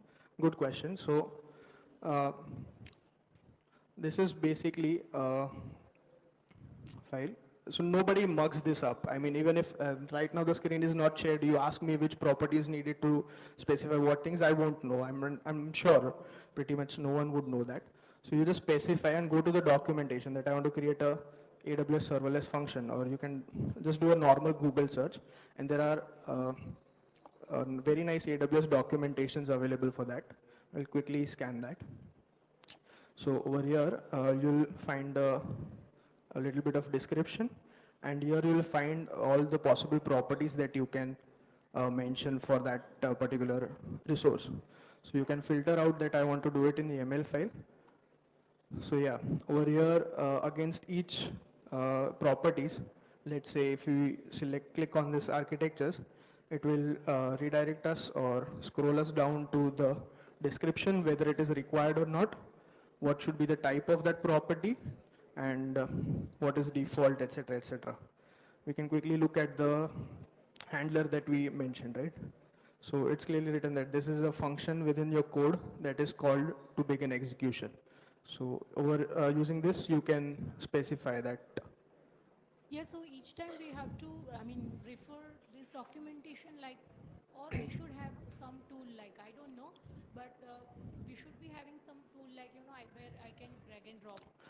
No, drag and drop, at least I am not aware of. If someone knows, then yeah, so you have to refer the documentation if you're doing it for initial few times, but you'll start having grasp on this. Maybe you'll try to predict certain things. And anyways, ChatGPT is always available. You can easily type in and it can make the entire template for you. And yeah, it's reliable as well. You can ChatGPT it and it'll do the job for you. Okay, thank you. Thank you. Anybody else? Yeah, please. Server hello Yeah. सो सर्वरफुल में हमने देखा कि Django we use वहाँ पे हम upload किया फिर certain scenario में हम दैट्स नॉट गुड तो सर्वरलेस में हम सिर्फ फाइल अपलोड कर रहे हैं अगर मेरे व्यू के अंदर मल्टीपल फंक्शंस है और मेरे को सॉरी, किस में मल्टीपल फंक्शंस है? व्यू हाँ, मेरा like- व्यू है उसमें मल्टीपल एपीआईज है हाँ। तो सर्वरलेस में जेंगो वर्क करेगा ऐसे particularly file You can search for it. Flask work करता है, but yeah, the main idea behind serverless is that you keep each execution as light as possible. So using Flask you can do that. You create multiple endpoints in one file and deploy it as one Lambda function. But yeah, it will affect your response time. As we saw over here, that on every execution, so on every execution, we are initiating a new environment for that particular function to be executed. So if you choose to merge 100 or 150 endpoints, so obviously the code size will increase and this initiation time will also increase. So at the end of the session, if time permits, we'll look at the X-ray as well, that how much time is spent between each stages. We can configure that in serverless as well. Okay, thank you. Yeah. Did I answer your question? Yes, yes, Yeah, I got okay, it. Thank you. Yeah, please. From the? Yeah, there are ways to do that as well. It's called provision concurrency. So what happens is, if you configure, let's say, for a particular function, you want 5 provision concurrency available. So AWS will keep 5 warm environments for that particular function running on their server. So they can instantly start executing the code and not initialize the process. That are charged differently for you, but yeah, there is ways to do that as well. And also, if you notice or not, I don't know, that this first environment got initiated for the first invocation only, but not for the second invocation. So if you invoke for the first time, the AWS keeps the environment warm for a certain amount of time on its server. So it does not immediately deletes it. So if there are multiple requests coming, so it will keep it warm. It won't initiate for the second time. So what people try to do, hack around the provision concurrency, is that people randomly hit, without any purpose, hit their APIs. Even if it takes time for the first time, they'll get server time. I mean, the server will stay active for a while so that they don't have to pay extra for provision concurrency. Yes. We are preparing e-commerce website right now. We are confused what are the framework we should use. There are multiple frameworks are there, Flask, Django, and so we want to ask that what are the framework I should use in the e-commerce website, and will it work with serverless or what to use? Okay, yeah, so this is a very broad question that which framework to use on e-commerce. I've until now mentioned all the plus points of serverless. We'll go on the drawbacks as well. So based on the advantages and disadvantages, you can be the better person to choose your framework. I'll discuss the drawbacks of serverless. If your requirements is overlapping the drawbacks, maybe serverless is not the right choice. Okay, yeah.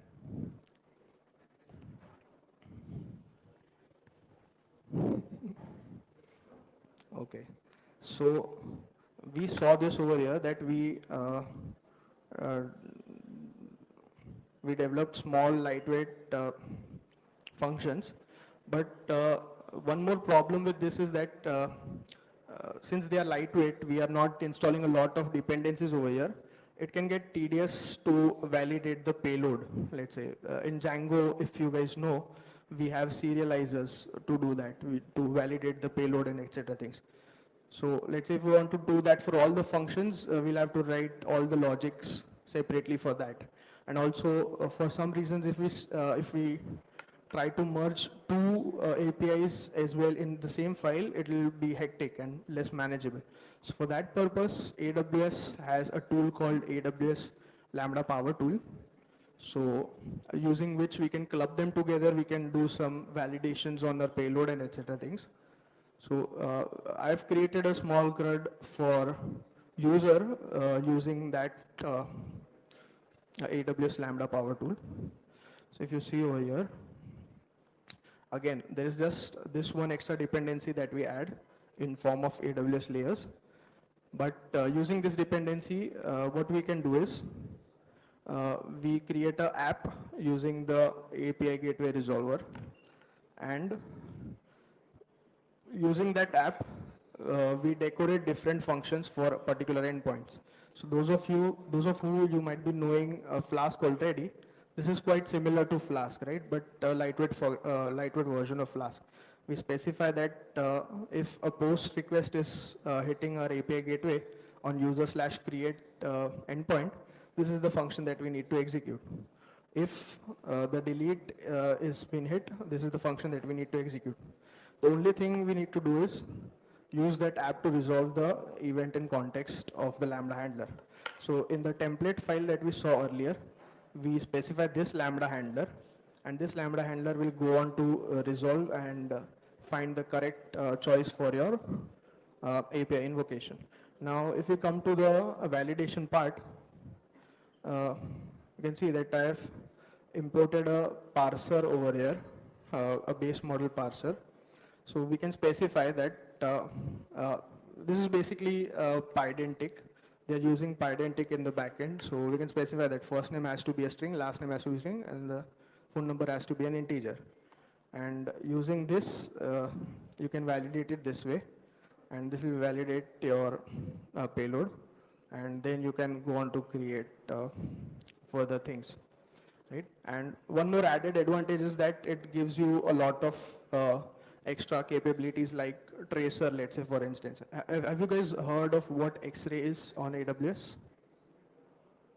No, so basically X-ray is used to trace your entire end-to-end API call. So whichever service has been utilized in between, X-ray traces that and shows you in a beautified form. So we can integrate that as well very easily, that we just make a tracer object imported from AWS Lambda Power Tools and decorate our Lambda handler with tracer.capture Lambda. So what this will do is,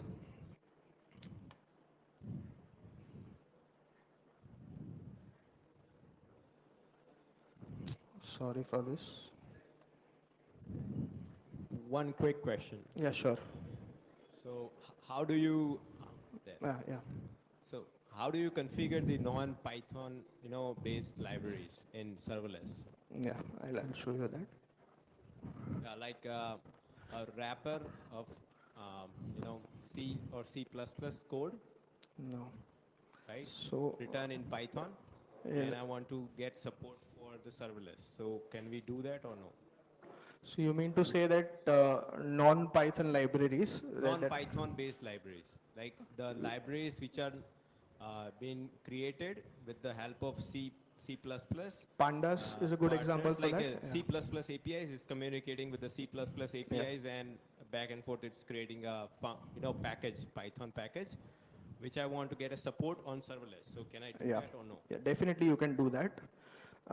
So if you noticed or not, I'm not sure, there is a requirements.txt file written over here.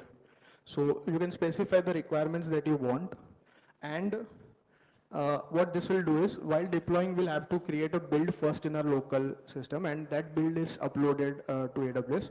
So while creating the build, as you can see, I've specified psychobg2 binary over here. So while creating the build, what it will do is, it will create a build for list product function, and it will download all the logic of that particular library and bundle it over here. So this will also go with the package, and this has its own limitations as well.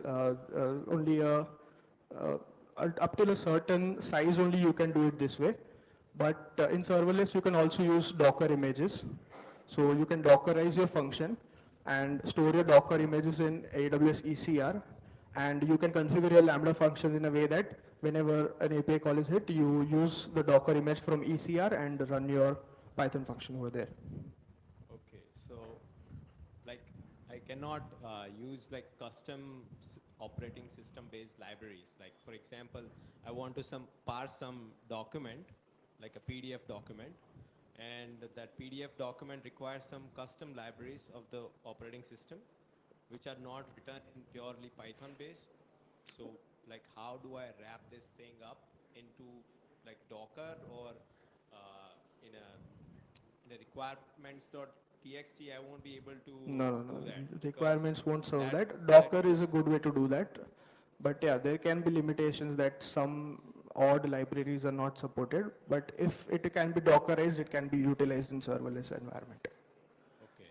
Yeah, since we're not talking about a specific example of library, I'm not sure what you're talking about. But yeah, if anything can be Dockerized and utilized, it can be utilized for a serverless environment.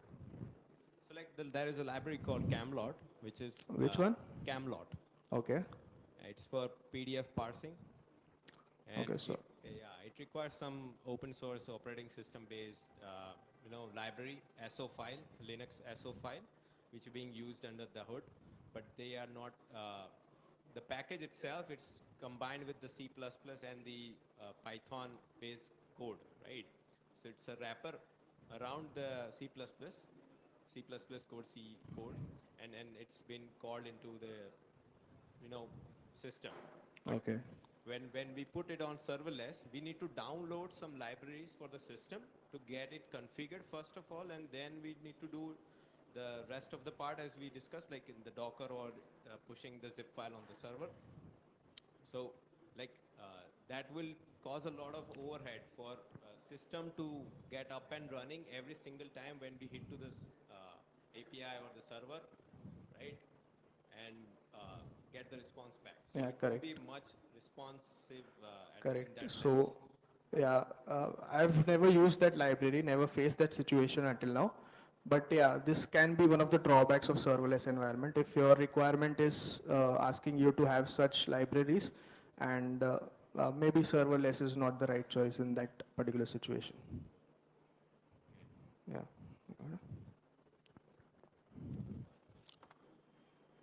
Okay, so yeah, we were talking about the X-ray part, right?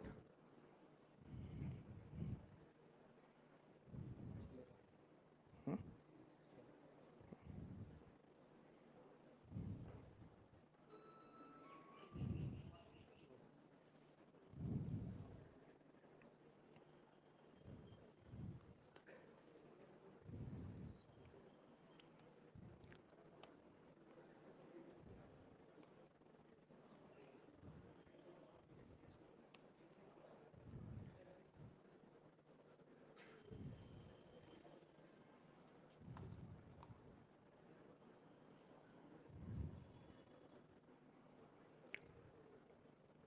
Let's quickly look at the X-ray part of things.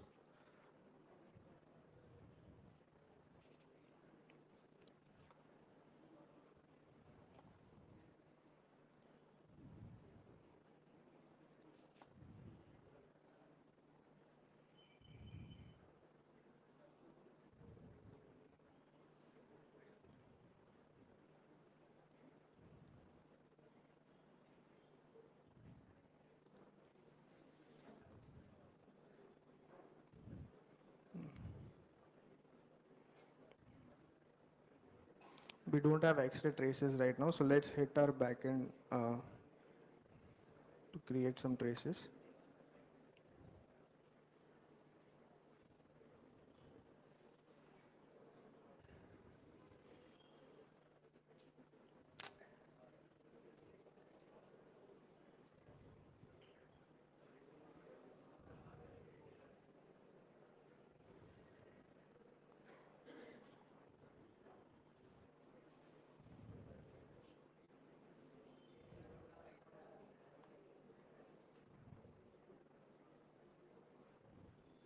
You see, we are fetching users multiple times.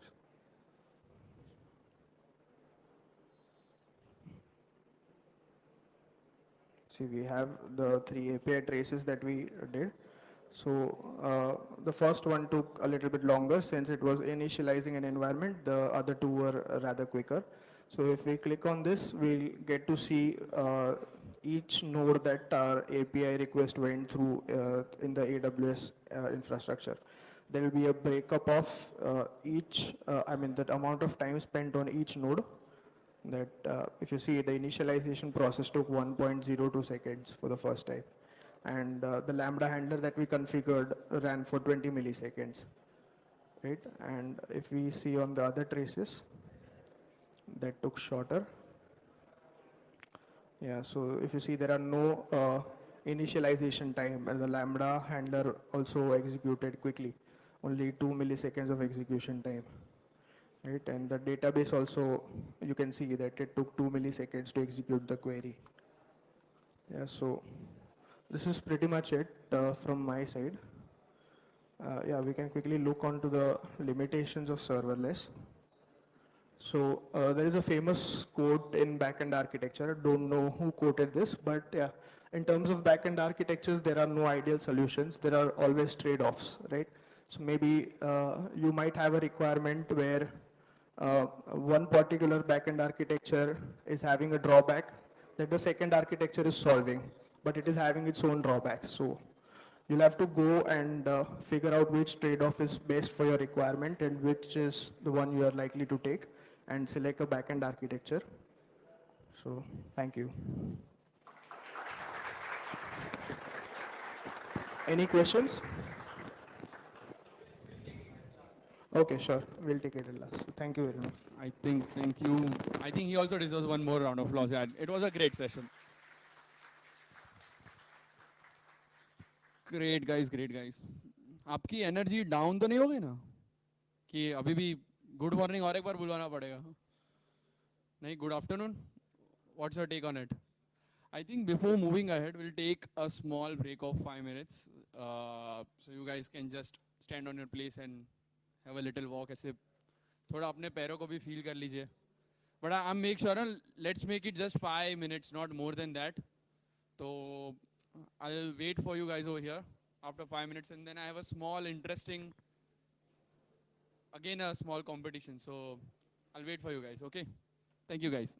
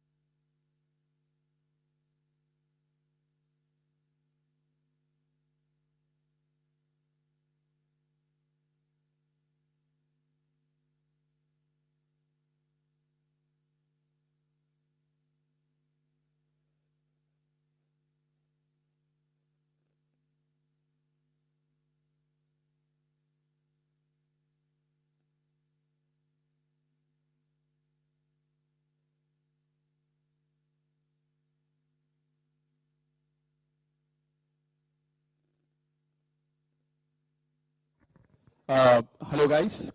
I'll request you guys to please take back your seats and we can proceed ahead.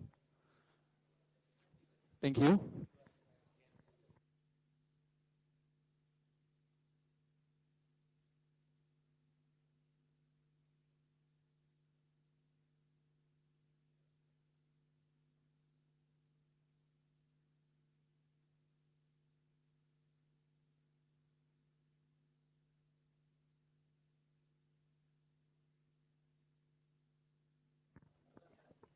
Everyone, I'm requesting you guys, can you please take back your seats? We can proceed ahead with the sessions.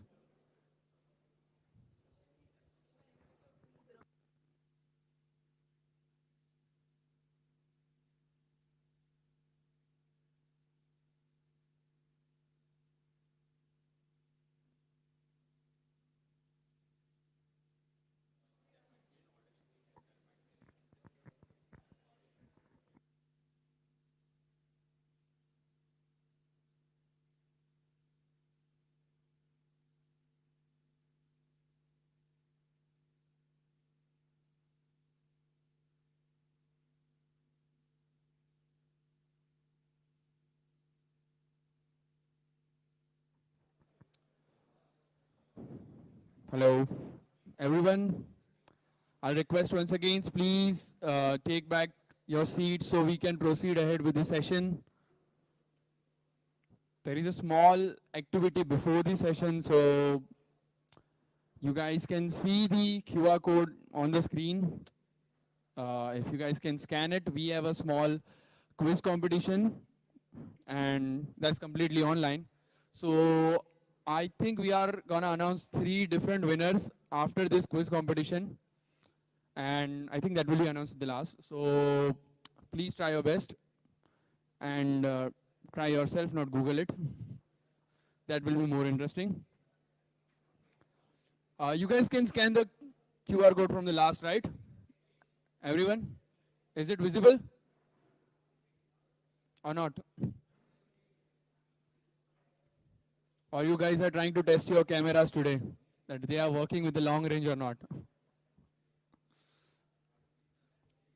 Cool. Those who are at the door, I request you guys, please, can you join us here?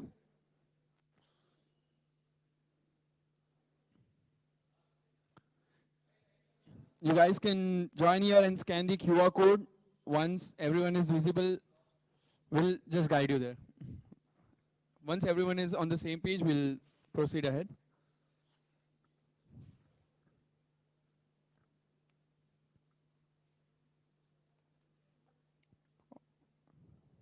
I'll just take a minute over here and allow a few people to join back. If someone is facing issues to scan it, you can just raise your hand. Volunteers will try to help you out.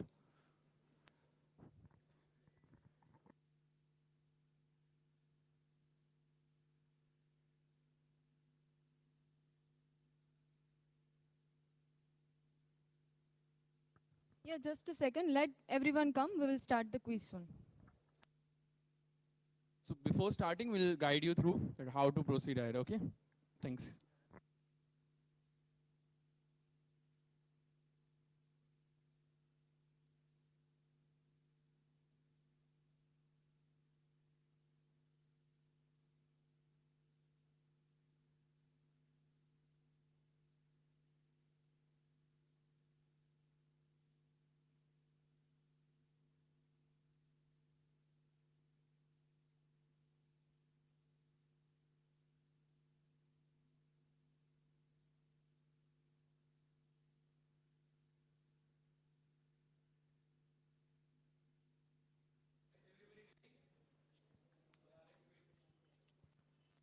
So those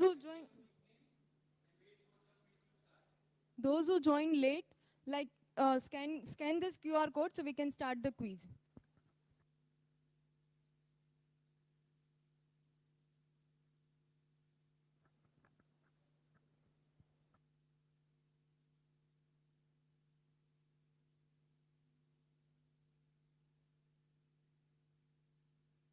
If anyone is not able to scan, please let us know. Yeah, it will be started soon.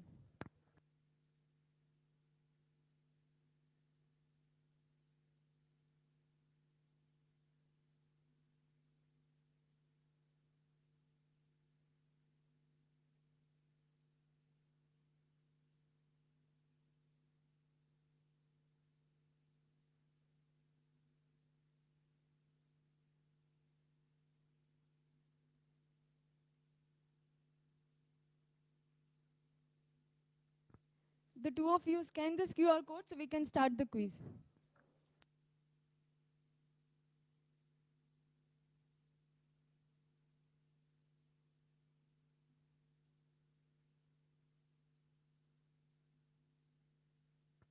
Okay, so is everybody ready? Okay, so let me explain you the rules. Has everyone played Kahoot? Is everyone familiar with Kahoot or not? Okay, okay, let me explain you. Question will be visible on the screen as well as the options will be visible on the screen. But the options will be in 4 colors and 4 shapes. The same 4 colors and same 4 shapes will be visible in your mobile phones, okay? The options will not be visible in your mobile phones. You will have to see the options over here, and then you will have to click on the screen, your mobile screen. This is be like fastest finger first, and whosoever wins the competition, we are having 3 winners. We will be allowing 3 winners. Whosoever will win, we will be getting goodies. So are you guys ready to play this game?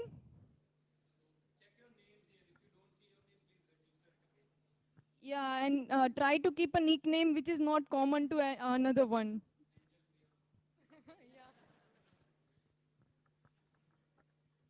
So small update. I think this time goodies are something different. So try your best. It's not just a chocolate. Like last time it was perks, this time you have benefits. So try your best.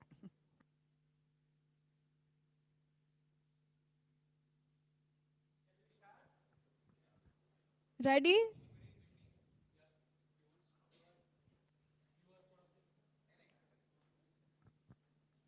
Is the screen visible to all? Game again? Okay. There will be 4 options in the screen as well as the question on the screen. But the 4 option will not be visible in your mobile screen. You will have to see the options. Only the color and the shapes will be visible in your screen. You will have to check the option and see which color it is there. You will have to click the color on your mobile phone. Am I clear enough?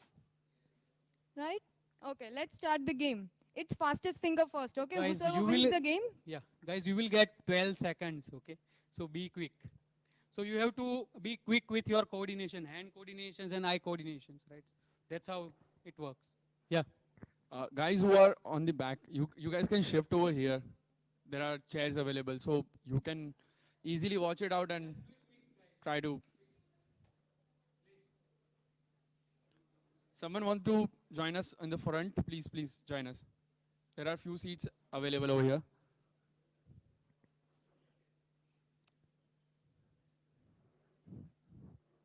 I guess ready? You guys are excited? You ready? Yes or no? That's great. I think we can go ahead now.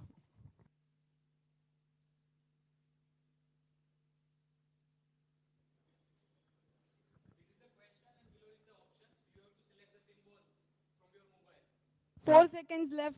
Timer is on the left side. Boom, done. Ready for next question?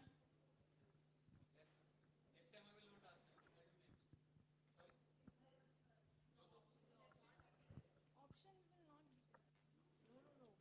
them. Someone else facing the issue?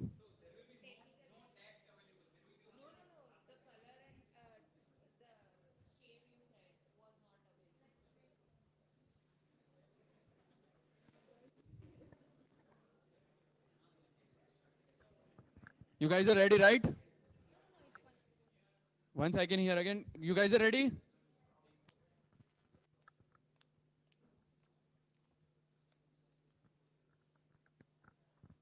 Three seconds.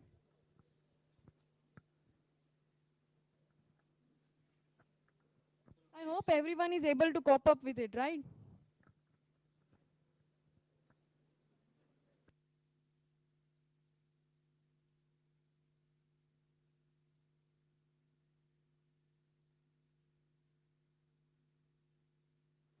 Next question.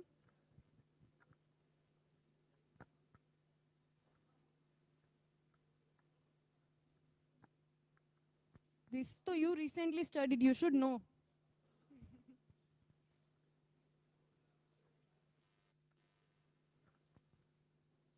Very common question.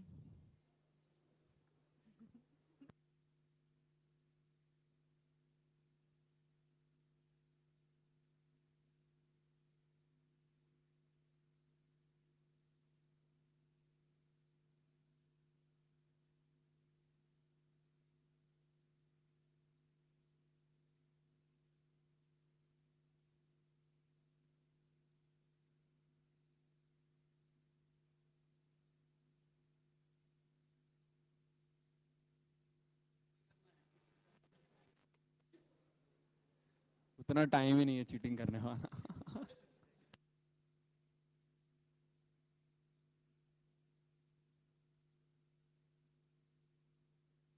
Movie का नाम तो पता होगा.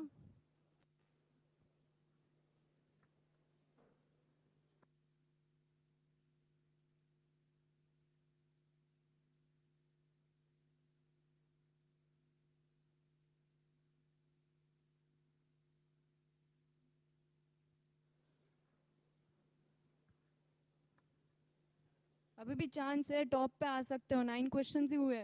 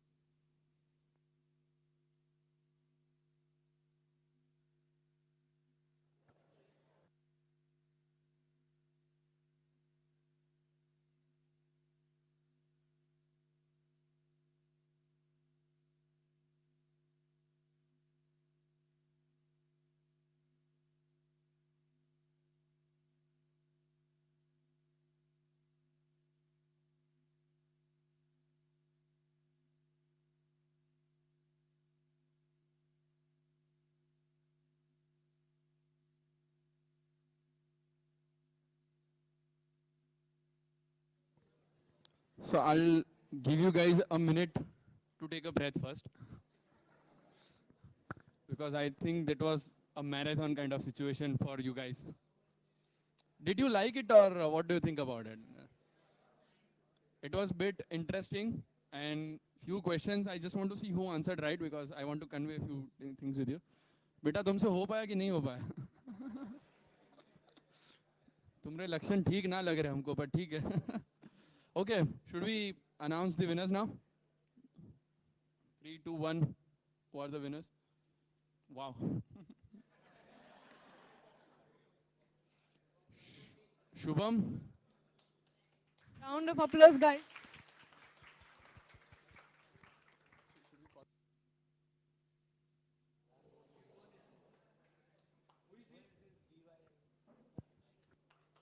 Nice. And the first winner? Rishabh. Sir आपने सिर्फ vision clear करवाया, उसके बाद सब दिख गया आपको, है ना? Great, great. All right, I think we'll have a few special gifts for you, but we'll do in the end of the session. And I hope you guys liked it. So we'll move a little bit ahead now for the final part of our session. I invite Tanvi for having a small introduction for Shyam first. Go to Tanvi. Thank you, Ashish. So now I guess every one of you are ready again, right? To grab some knowledge. Are you ready or not? Why is the enthusiasm still low? You played this game, right? Okay. So now our next speaker is Shyam Parmar, the founder of Nextly AI. And the topic he will be guiding us on is AI and consumer behavior. Shyam, little bit about Shyam, like Shyam is the founder of, also the founder of Behave New, leads with expertise in AI, neuroscience, and marketing. He's expert in revolutionizing the industry. He decodes consumer behavior using cutting edge technology. Empowering businesses with neuromarketing solutions, he delivers remarkable results as a thought leader. I would like to welcome Shyam Parmar on this stage and with a huge round of applause. Hello. Hello. Hi everyone. I think everyone must be hungry, so I'll try to finish it quickly.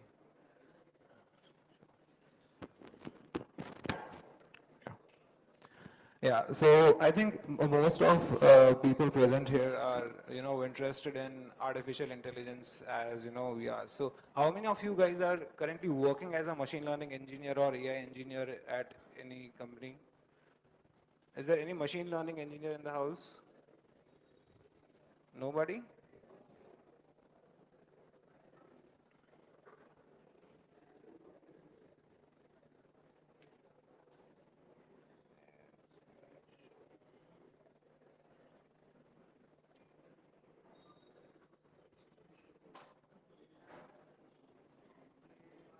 Acha, how many of you are interested in, being as a machine learning engineer? Right. And what is the reason that you want to get into AI? Sure. Who wants to answer? Like in my case, I'm already into data engineering. So Acha. I want to work Got on it. data science also. Got it. Got it. Anybody else who wants to migrate? Like currently, if you are doing any, pursuing any other role and you want to shift it to AI. No नहीं means migrate करने का नहीं है but my main thinking इसके लिए इसलिए because मैं cyber security का एक्चुअली कर रहा हूँ साइबर Right. से तो उसके हिसाब से जो थ्रेट के एनालिसिस होते हैं उसमें बिहेवियर बेस्ड एनालिसिस में एआई काफ़ी अच्छे से काम कर सकता है Yes, तो उसमें yes, काफ़ी स्ट्रॉन्ग फ्यूचर है इसलिए सीखना है Great, great, great. Anybody else? Yes, please. I'm sorry? Got it. Yes, sure. Sure.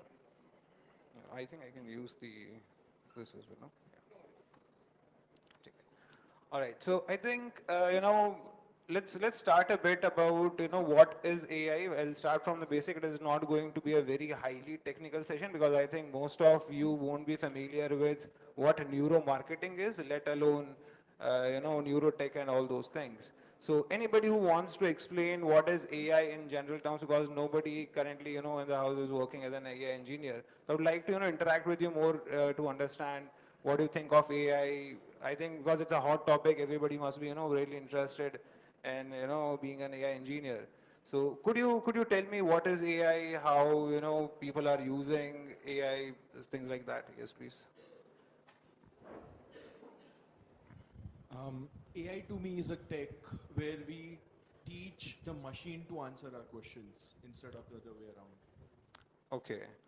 And all right, so what do you think? So AI is artificial intelligence, right? So where do you think the whole concept comes from?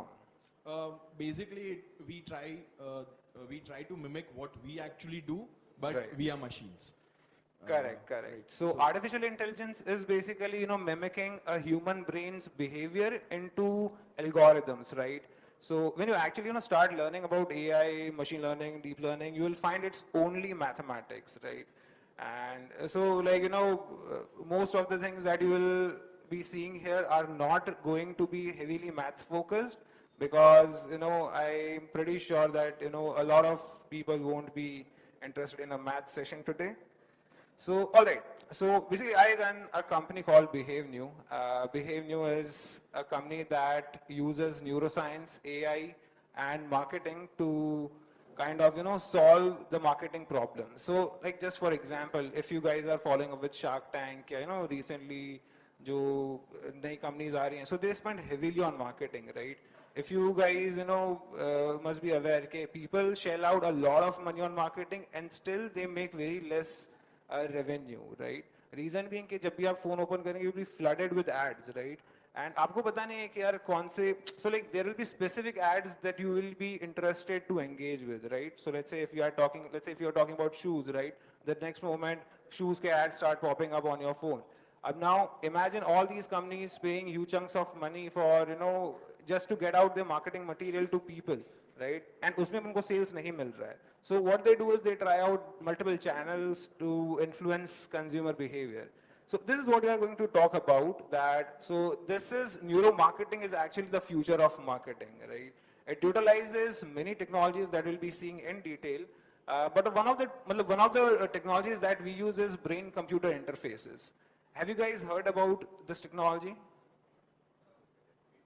Brain-computer interfaces, BCI, or brain-machine interfaces?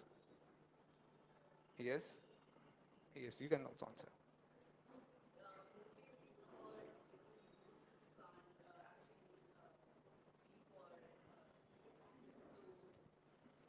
There are few companies which are already in this.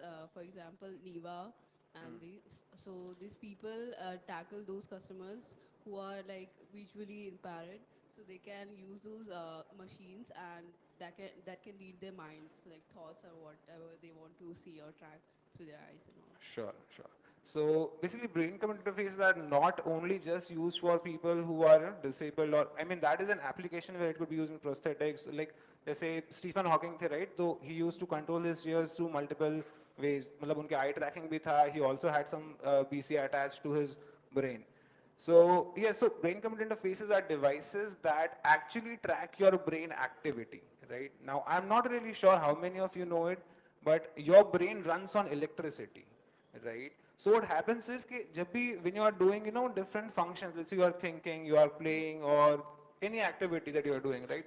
Your brain responds to different actions in different ways. So I'll get into a bit technical so that you understand what you are talking about.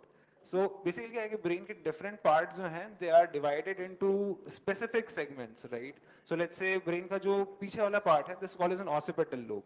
It is solely responsible for visual functions. So कई बार हुआ होगा ना कि मतलब कहीं आप अगर किसी से झगड़ रहे होंगे या सर पे चोट लगी हुई पीछे तो एकदम आँख में अंधेरा छा जाता है, right? So that is because this part is solely focused for visual processing. So, and this is actually how, machine learning and deep learning algorithms are also modeled. So what people are doing, scientists are doing, they understand how the neurons in the brain communicate with each other in different areas, and then they try to model it into, deep learning algorithms. So I think if you guys wish to, get into AI and machine learning, some bit of neuroscience and some bit of biology is required to really understand how, these things function. All right. Yeah, so like I said, neurotech is a technology called as neurotechnology, right? It directly relates with brain. So it's devices that interact directly or indirectly with the brain for various purposes, such as treating neurological disorders. You can even control external devices and different things. So like the future of brain-computer interfaces, like so abhi kaise apne paas phone hai, right? So let's say we want to communicate. Let's say I want to send you a message, right? Let's say make a WhatsApp group. I'll send a message, सबको मिल जाएगा. But the future is, let's say, what if I could transfer my thoughts to your brain, right? So let's say no external medium required, but that is just brain-to-brain communication.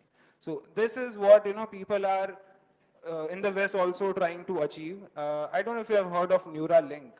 So Neuralink, it's Elon Musk की company है. So they're also into neurotech. So they are into brain implants. Actually, they penetrate the skull. They kind of put chips in your brain.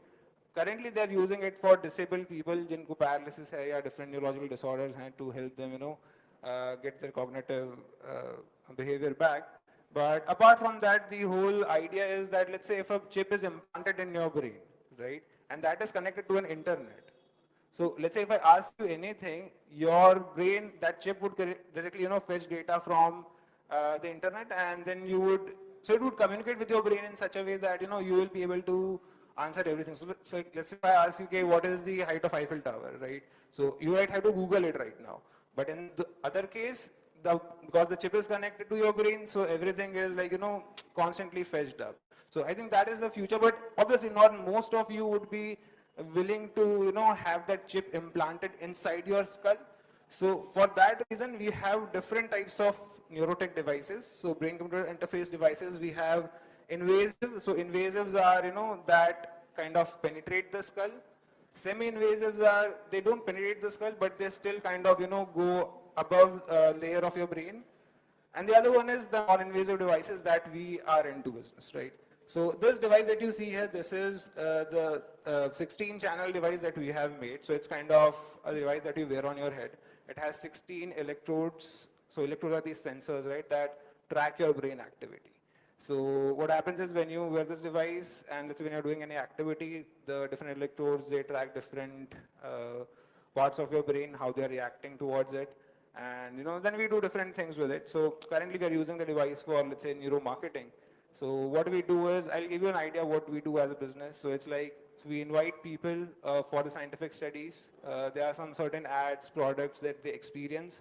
While they're experiencing it, we record their brain activity along with their eye tracking. And then we kind of judge that how the people are feeling, right? So their subconscious behavior. I'll come into the details again. But so this is what the brain-computer interface looks like that we have developed. See, generally how it works is, let's say you were to make a system where you were like, yaar, मैं अपने thoughts को लेकर के, let's say I want to control the light, या the fan, right? Now, सबके brain prints अलग होते हैं, just like सबके fingerprints अलग होते हैं. So let's say if I think of cat, right? और आप भी same चीज सोच रहे हो, तो हमारे जो brain waves होंगे, they will be vastly different, right? So now imagine if I want to build an application that can, track the patterns of the brain and still do the work. This is where AI comes into picture, right? So, आप लोगों को पता होगा mostly जो deep learning algorithms हैं, the major part of AI is finding patterns in data, right? So this is what we are also trying to do with the devices that we are making. So the general way it works is that, let's say the electrodes are, they are fit over your skull or the scalp. You record EEG data. It goes into some signal processing because there are some noises that you would have to, remove.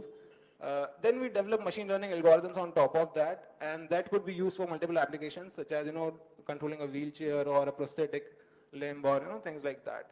So this is a general, very overall basic idea that how this system could be used to, engage with the physical system. So if you want to control, let's say, remote control car with your brain, right? So like, let's say you think that it should move right, so it should move right. So that is possible today, right?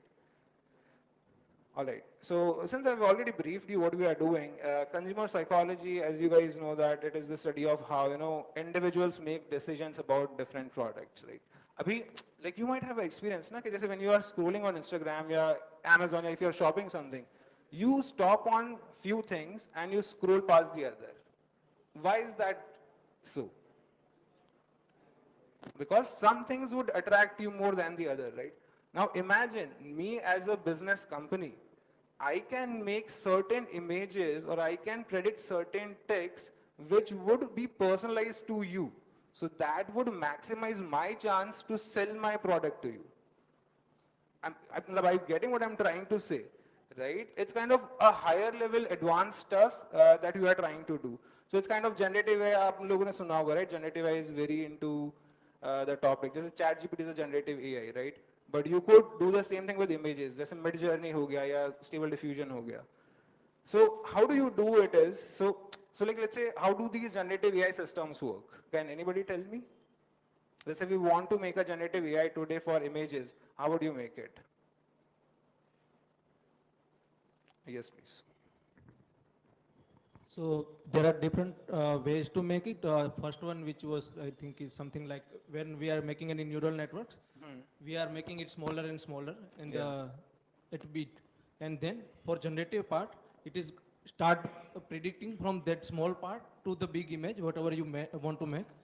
That's one type of generative AI. Second is something like whenever you go with for a training part, you give it an image and start disturbing it more and more with a Gaussian blur or whatever you want to do, and go up to the whole black image, something like that, and then started to tell predicting from black to the reverse part. So and then to you merge it with natural language processing to go with like which kind of beats were provided at the image level and what you are want to go with the black. So at the black part you give like I want a dog, so it will try predicting the reverse way. That's a generative AI stuff that.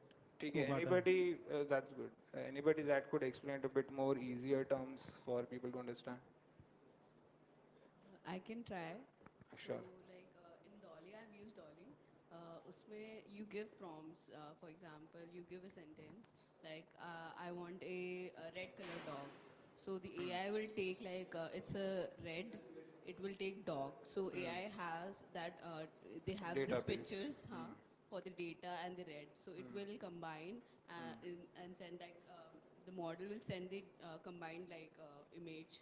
Suppose the dog, so it will add that color to the dog and send the image to the Correct, end correct, user. correct. So generative AI works in a way that you need to have certain chunk of data to be worked on, right? So let's say जो DALL-E है या Midjourney है, they work in the way they work is that you write a prompt. Let's say you're writing a cat wearing a three-piece suit, let's say, right? So now this AI has that database जिसमें cats के बहुत सारे होंगे, suits होंगे, and it will try to mix it in a way and still give you realistic kind of realistic images, right? So they have huge chunk of data to build with, right? And so they, on top of data, they are using machine learning algorithms. So actually, pura jo AI hai, that is 10% model building and 90% dealing with the data, right? You need to have that huge chunk of data. You need to, filter that data. There are a lot of things that you do with the data. The same thing with consumer psychology, right? Let's say if I want to predict कि मैंने एक let's say एक video app बनाया है, right? Video ad बनाया है. Now I'm going to spend money on marketing it, right? जैसे video ad बनाया है तो I have spent money on making it as well, right? I might have asked a few people कि कैसा लग रहा है and then I'll start selling it. But let's say when I put money in that video, I mean doing the ad, right? And people don't get good response from it. So I'll again have to iterate that video, I mean the advertisement, right? So the thing is, what if I could predict people's brain responses on certain things and then tell the business owner that, there are these areas where consumers are not engaging really with your creatives or advertisement and you can improve that.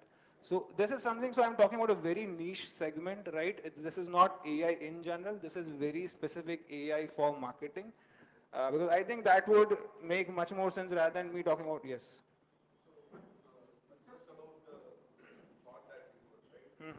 So do you mean you would categorize the people who are actually not interested for this ad and then cater an ad that would make them interested or most of them interested in the Correct, product? correct. So I'll tell you a case study.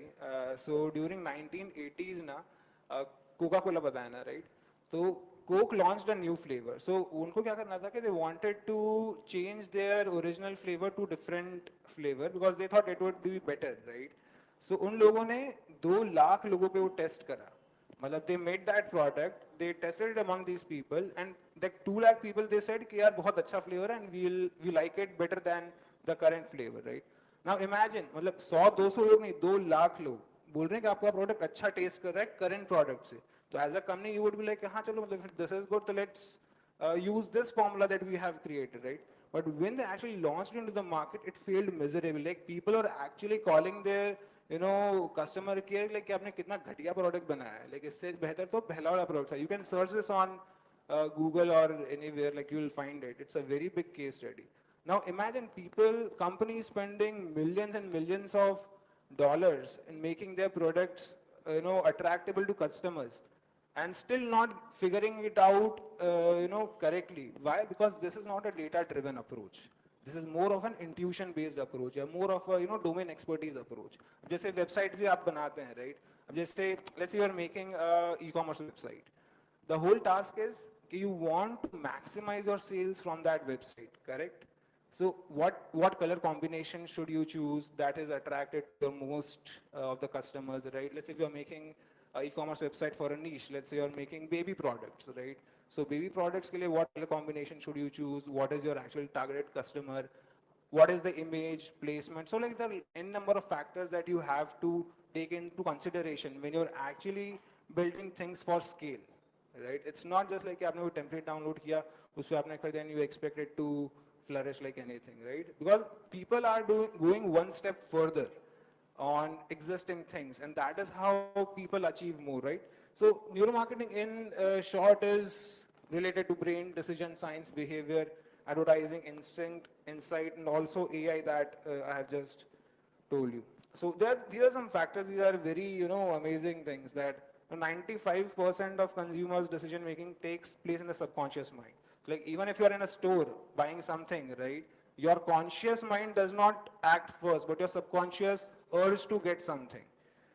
So now imagine 95% is a very huge bracket for any company to sell their products. Like if I make my product in such a way कि वो आपके subconscious को hit कर रहा है, right? So I'll be maximizing my chance to मतलब sell the product, right? So it's a big factor to sell. Then 80% of the new product launches fail to deliver predicted sales or performance within the first 3 months for obvious reasons that it does not hit the consumer in the way that it should have been. 70% of FMCG are made at the shelf. So retail is also a big sector that we work with. So currently we are working with Vico. Vico Vajrajanti सुना होगा आपने, right? So Vico के जो last 2 campaigns हैं, it failed miserably. Where मतलब इसके पहले का जो like first campaign था, इसमें आलिया भट्ट थी, she was dancing with the product and all, and it failed, right? And दूसरे advertisement में like Alia Bhatt was just sitting on a sofa, she was holding the product, and yes, she was talking about the product, right? So when we actually did the brain analysis study on a different set of segment, and also eye tracking में product पे बहुत कम ध्यान जा रहा था, आलिया भट्ट के face पे पूरा ध्यान जा रहा था, right? And the brain analysis showed कि in the first initial 3 seconds में ही लोगों का interest lose हो जा रहा था. Like why would I care to listen to Alia Bhatt talking about Vico Vajrajanti का toothpaste? I mean, you understand, right? लेकिन अब जिसने अब Vico Vajrajanti works with India की biggest marketing team. अब उन्होंने बहुत दिमाग लगा के सोचा होगा कि यार अपन ऐसा वीडियो बनाते हैं जिसमें आलिया भट्ट बैठ के बस प्रोडक्ट के बारे में बात करो और लोग मतलब पागल हो जाएंगे वाह वीको वज्रदंती का ऐसा. But it obviously did not work out, right? Now imagine companies spending that much of money and still not getting things right. But what if they could have come us to before, right? So we could have told them कि आप जो भी ad बना रहे हैं या सोच रहे हैं, right? We could test this concept into consumers' mind, क्योंकि ऐसा नहीं कि ad बनाने के बाद उन्होंने लोगों को पूछा नहीं होगा कि कैसा ad है, right? लेकिन people would have obviously said कि हाँ अच्छा ad बना है, this will work, but it does not go as it should. So yeah, I mean, so that is one of the things that that you are working with. Multiple ways that you can track a person's behavior. So that is through different biometrics. EEG is the brain data. Eye tracking, facial encoding, fMRI. There are these multiple things that we use. But most important things are the EEG, eye tracking, and facial encoding. So there is this one company in India. I don't know if you have also seen. अगर कोई जो explore कर रहे हैं eye tracking वगैरह चीज़ों में, तो you would have heard of Entropic. It's a company that works on facial encoding, right? So it's like determining your emotion based on your facial expressions. So if you are, let's say, going into AI or deep learning, so this is a very good image recognition project, right? Let's say if you are watching a video, you are doing anything. So based on your facial expressions, how do you actually track the emotion? So I don't know if you guys know, लेकिन कुछ 2 या 3 साल पहले there was this government का scheme आया था कि जिसमें you could get 1 crore of loan in 1 minute. ऐसा कुछ याद है आपको? Are you guys aware? So it was actually launched with a company based out of Ahmedabad only.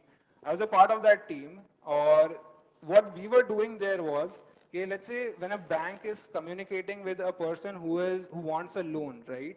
Now, when you're talking to them, so there are like multiple muscles in your face that twitch or they act in a different way when you lie or when you try to, morph things into something.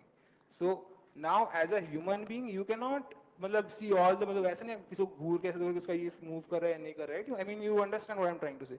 So that is why we build up this AI model where we trained it on around 1 lakh लोगों के data पे train करा था हमने, where we tracked how their facial muscles move, we segmented different muscles. So there were 64 different muscles on just the face, which would act differently when you would when you try to speak something else that is not in your mind, right? Let's say. So it was a good project that we were working with, and that is how we are also using facial encoding in this case as well. अब जैसे let's say, अभी ये आपने image देखा, right? If I would ask you, what did you see? Oh, did you actually? All right. So most of people would see Scarlett Johansson's face and not the branding itself. So this is the heat map that we, generated. Yeah. So there is, I think, this one video I would play. Yeah. So see, this is a video where a person's brain activity is recorded while they are scrolling on Amazon, right? So, so we are mapping which things attract people and which things are bad for the website. So we have cognitive load. We are tracking focus. Then you would also have there's this section where we are mapping that the person is interested. So by the way, all these things are made with the help of AI only, right? So it's not easy to just convert your brain waves into saying that this is focus and this is attention. So we actually make machine learning models that predict these things. So see, let's say product interest, this one product interest, there's some intersection there. So we use all this data to predict how consumers are acting.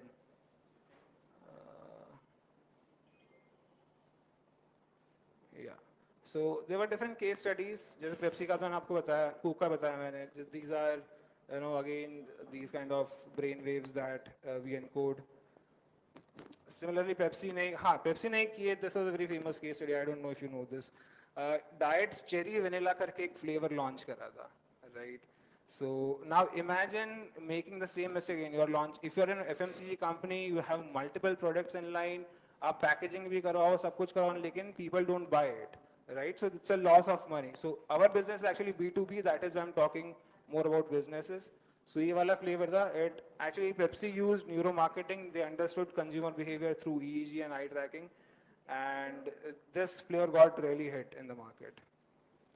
All these big companies, they use neuromarketing, and that is the reason they're also pretty big. Like almost all the big company in the world, they use neuromarketing in one way or the other to understand consumer behavior, right? And I think that's it. I did not get into too much detail because of multiple reasons. It's already very late. I think you must be hungry. And I think if you want to, so we have the devices. If you guys want to visit my office, you want to check out the brain computer interface devices, you want to play with it, we can definitely do that. And let's say, so if you want to do a workshop again for this, let's say you want to understand how neurotech devices work, you want to play around, we can maybe have some hackathon where you can make applications revolving around brain computer interfaces.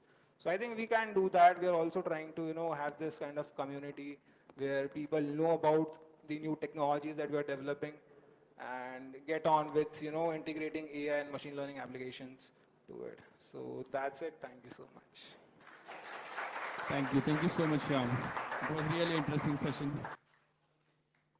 I think it's okay now? Yeah, I was just thanking Shyam. Like it was a really interesting session. So again, like for Shyam.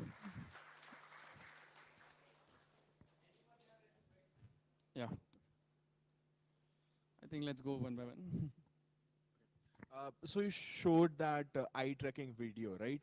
So I assume that there would be a device on the person's. Uh-huh.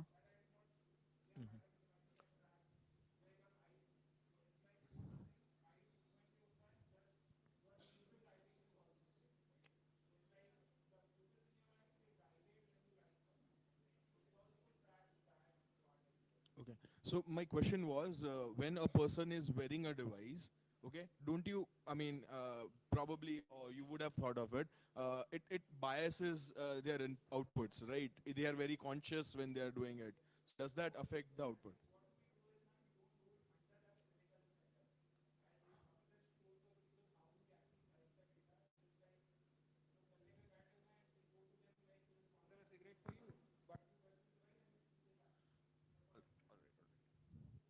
This is actually the way that we do it because clinical supervision mein karna makes people more conscious, and that exactly goes opposite to what we are doing, right? So Hi. My question is, I think similar to his. My question is about how do you handle the bias, and how do you get diversity of the data, which is a huge issue with the current AI systems, that they are not catered to every part of the country. Even if I go to a different city from Ahmedabad, I might have different biases there. So how do you Definitely. handle those things? So actually, it's a very good or big problem in the industry itself, right? So AI strives on data, right? AI strives on data. So now when you are starting in an industry where there is not a lot of data available open source, you actually have to create it or collect it, right? So it's definitely a tiresome process. Like we do go to different states, we go to multiple cities. We are actually incubated from IIT Roorkee and NID as well. So we have good connects in the IITs. We kind of give the devices there. We conduct experiments at multiple geolocations to get that diversity in the data, so that we don't train a model which has a specific bias, right? So that is how actually we are doing it. So I think. So follow up on that. You are you are working on neuroscience basically, and Yes. with a human person, with humans, the issue is that we change by the age we are in. Usually, kids, their brain changes a lot. Yes. So how do you tackle that? We actually take data from like a child of 5 years to a person of 60, 65 years. So that is the age range that we take. So what we are doing is actually we are collecting this whole data. We are trying to make a SaaS platform in which, let's say, you as a company or a product owner, you can upload your creatives based on the data that we have collected. The machine learning models predict how users are going to perform or you are going to act on your system, right? So that you don't have to always make this system where you come to me, I do data collection for you, and then I give you the results. So it will be more of an instantaneous process because of the data that we are collecting. So, and because the data is segregated in such a way that it includes diversity in all the ways from age group to different geolocations. So I think that works out pretty well at the end. Currently, we are at around 80% accuracy with all the data that we have collected. So it's like the platform is not yet public, but it's like if you would upload any creatives, Indian context mein hi, so you would get around 80% of accurate results of how consumers would react to this kind of an ad without conducting an actual study. No, we have targeted cities only because of multiple cities mein kaisa, like people come from everywhere, right? So that kind of diversity always is there in the data. So you guys are just suggesting that how the customer, the user will react to the advertisement. So are you guys also suggesting like how the advertisement should go? Like for example, how should the video should go? What stuff should be there? Right. So it's like कि ऐसा नहीं होता है कि the whole video is wrong. Let's say आपका 2 minute का video है, right? अब जैसे आलिया भट्ट वाले केस में तो the whole video was wrong, but I mean that is not a मतलब that is a different case altogether, right? So what we do is generally we have behavioral scientists in our team.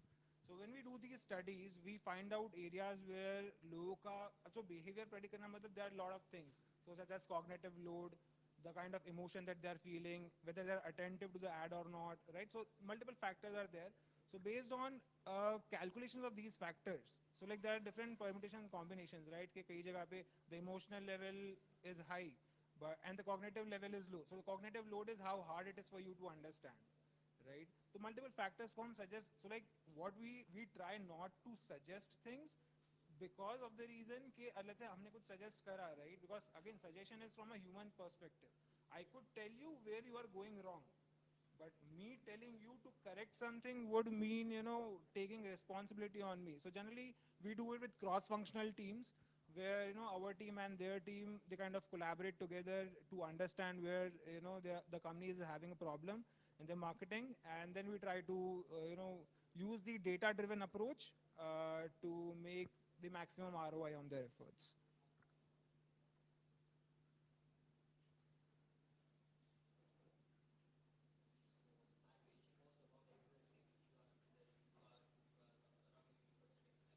Yes. Yes. So the device accuracy.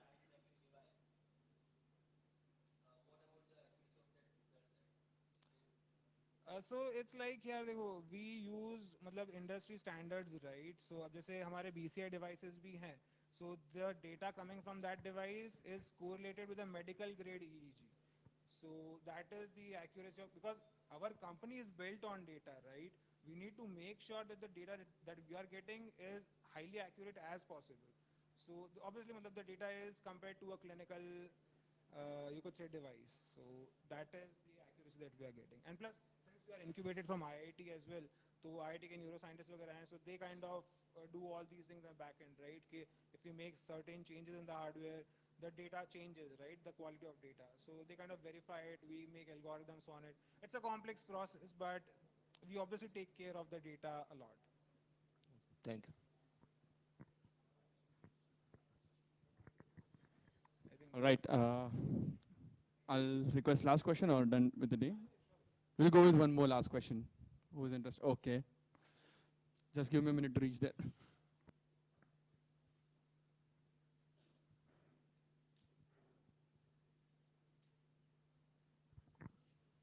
Hi. So I'm sure there would be multiple use cases of this technology. So apart from marketing, what are the other use cases that you are looking at? Thank you. See, जो current device है उसको use करके you can do and venture into multiple things. One of the areas is prosthetics, right? So people who are disabled, you could, जो prosthetics होते हैं, you could control that through the brain waves. उसके अलावा the device has applications into the medical sector where you could track certain mental illnesses. So currently we are in talks with Zydus Hospital में, तो वहाँ पे so like seizures, पता है आपको seizures आते हैं लोगों को, right? So seizures is because कि आपका brain का certain part जो है वो electrically normal act नहीं कर रहा है, right? So there are the electricity that is generated is somewhat irregular. So to track कौन से areas में से आ रहा है, plus कि जो the patients that you are dealing with right now, so उनको दिन के कभी भी time में they get seizures, right? So it is hard to detect in the regular life के कौन से part में से seizures आ रहे हैं. So medical segment is there where, you know, the device application is there. उसके अलावा there are multiple things. I don't know if you guys are up with the industry. Apple just मतलब Apple ने patent file करा है EEG based earphones का. Do you guys know this? Right? So EEG based earphones क्या है कि they can track how you are feeling about a certain music and maybe suggest you songs based on how your brain is acting while you are listening to certain music. So all the applications that you can think of, right, where this could be integrated, from communications to music to medical devices. So all these are applications where it could be used. Any other questions? Perfect. Thank you, guys. It was really interesting. Thank you, Sham, once again.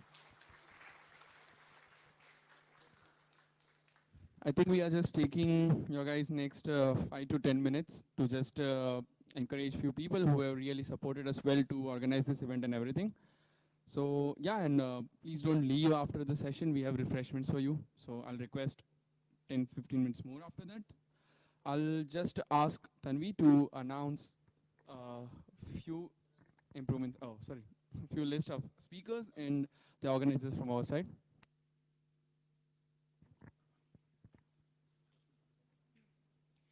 Okay, so thank you first of all of you for attending this event and giving us your valuable time.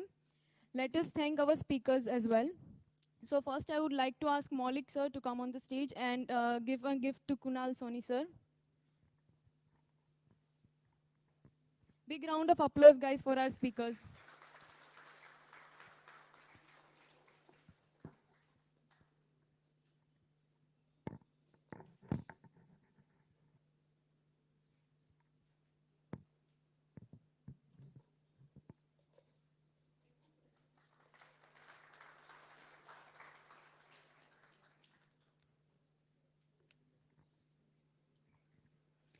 I would like to call Akash Center to give a gift to Jai Patel.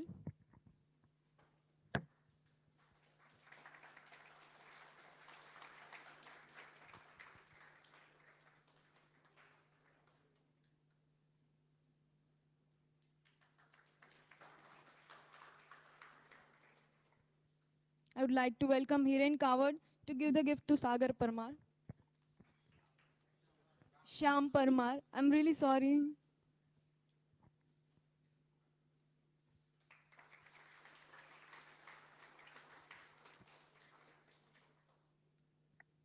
Okay, so now it's the time to give gifts to our quiz winners. So, in the third place with an impressive score is not mentioned, great. We have Shubham Santoki. Can we have him? Yeah, please come. Shyam Parmar, please.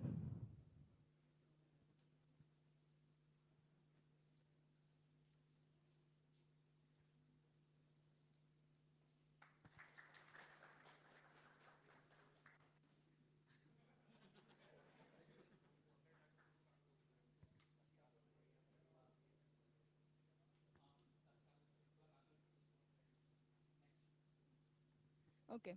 So on the second position, we have BYLS with the score 1000, 10,000. I would like to call Jai Patel.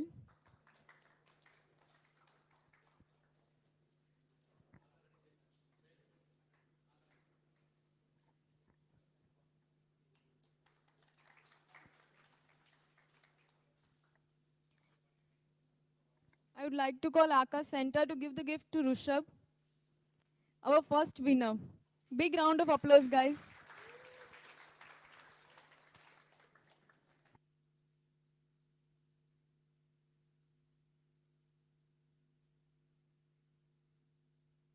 Okay, we announced in the starting that how much active you guys will be on Twitter will also be rewarded. So we have two winners for the Twitter post as well. So I'll request Hiren to give the gift to Akshay Gajar. Is Akshay available? Yeah.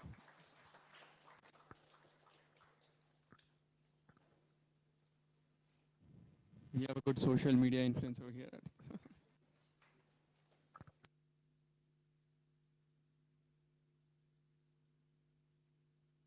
Thank you, Akshay. Uh, I'll request Akash to give the second gift to Sweetie Bankar. So guys, I think we should clap everyone well. Thanks.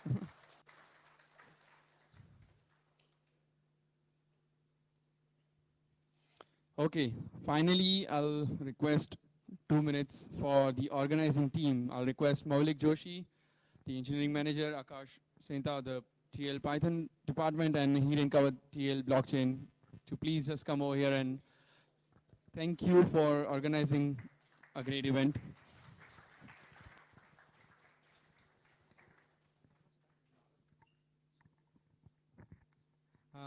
Thank you very much, everyone, to come here on Saturday.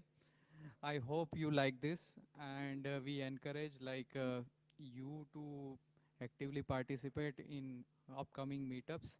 We also plan to schedule new meetup in next quarter. So anyone want to host or anyone wants to be speaker, do connect with Akash or Hiren. So yeah, that's from my side. Yeah. So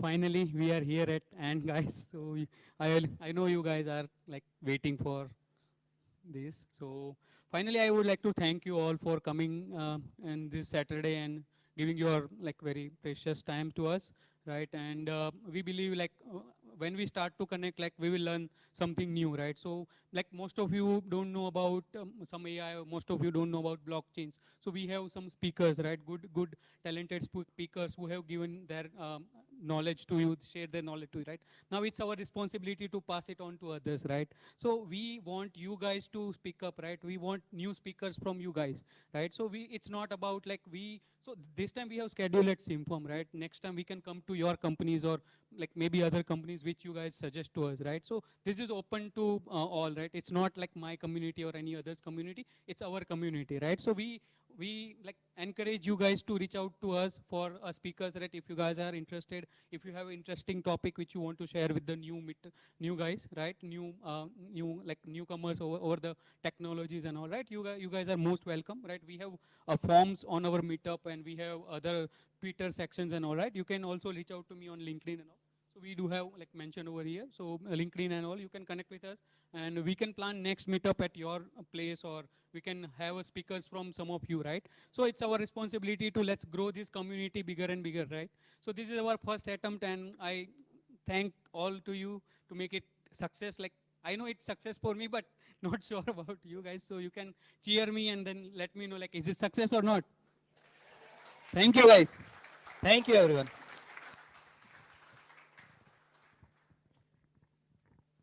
So finally, I'll be closing up with last two details. Any event is not possible without the volunteers. So there are few people who were here from last 2 to 3 weeks trying to support us and to make this event really successful. I'll just call them over here for a few minutes. So I'll recall the name. Yash Vinda, Dhruv Surani, Bhumi Lakum, Kuldeep Patel, Ashwan Sheikh, Kadam Parikh, Poojan Makaria, Sharvik Patel, Siddharth Asodaria, Tanvi Ruparelia, Tarun Advani, Yatharth Andaria, and Mohit Kawad.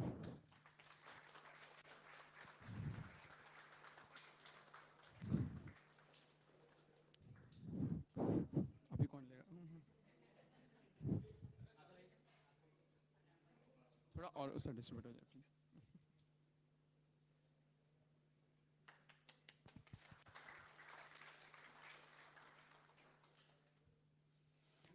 Thank you guys. I'll have one more announcement, like all cheers and thanks to the IT team as well. They were constantly here, tried to keep the systems up and running and help us out to smoothly run through these sessions. So as we know, first production attempt is really tricky for us, but yeah, everything was up and running and we had a successful session. So cheers for them as well. Thank you guys.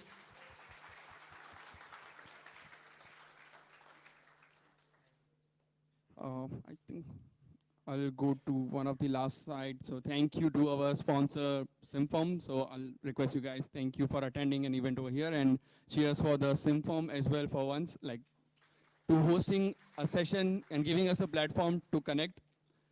So thank you, speakers, organizers, everyone. And lastly, you want to?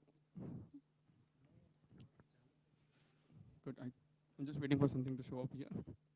So we at Simform has our career page. If you want to join the team, you want to know something about us, there are different blogs and everything being posted over there. Maybe you guys have some content, you can connect with the people who are having good blogs and blogs over here. So you guys can always visit our website, and I think we'll be leaving a scanner or a QR code at the last. Okay. So yeah, thank you, Ashish. So I would like to add more over here, Simform here, right? So thank you, Simform, for hosting us and providing us a good opportunity to host this event, right? So we are like engineering the best next thing world in the world, right? So we do work on the different technologies. So you guys can check different domains and different technologies we guys work over here, right? So we would like to share a career page as well. Like, so if you guys are interested, right? So you can go to Simform.com and then you can go to careers page over there, right? So we have a few openings. So if you guys are interested, you can join us. So we do have a separate department where we have backend Node, Go, Ruby and Rails. We have ML, AI, right? We have blockchain as well, right? So different backend, different front end we work on, React JS, Vue JS, all most of the things we work on, right? And we do have a very big team. I would say like 1,000+ developers we have. Like some of them are working from office and some of them are working remotely, right? So this is a good place to join, right? We are a good place certified company, right? So we welcome you all, okay? In behalf of Simfirm, I welcome you all to join Simfirm, okay? Thank you guys. Okay, so lastly, I just want to thank you guys as well. Very cheerful audience on the Saturday morning. So one round of applause for you guys as well. Thank you for keeping the interest alive till the last minute. And जाते जाते मतलब एक homework दे दूँ ऐसा. So we are requesting a little feedback from your side, so we can understand where we can improve a little bit, or what was your experience for this event. Maybe we can level up next time. So that's the reason I think it will be displayed here soon. Just give us a minute.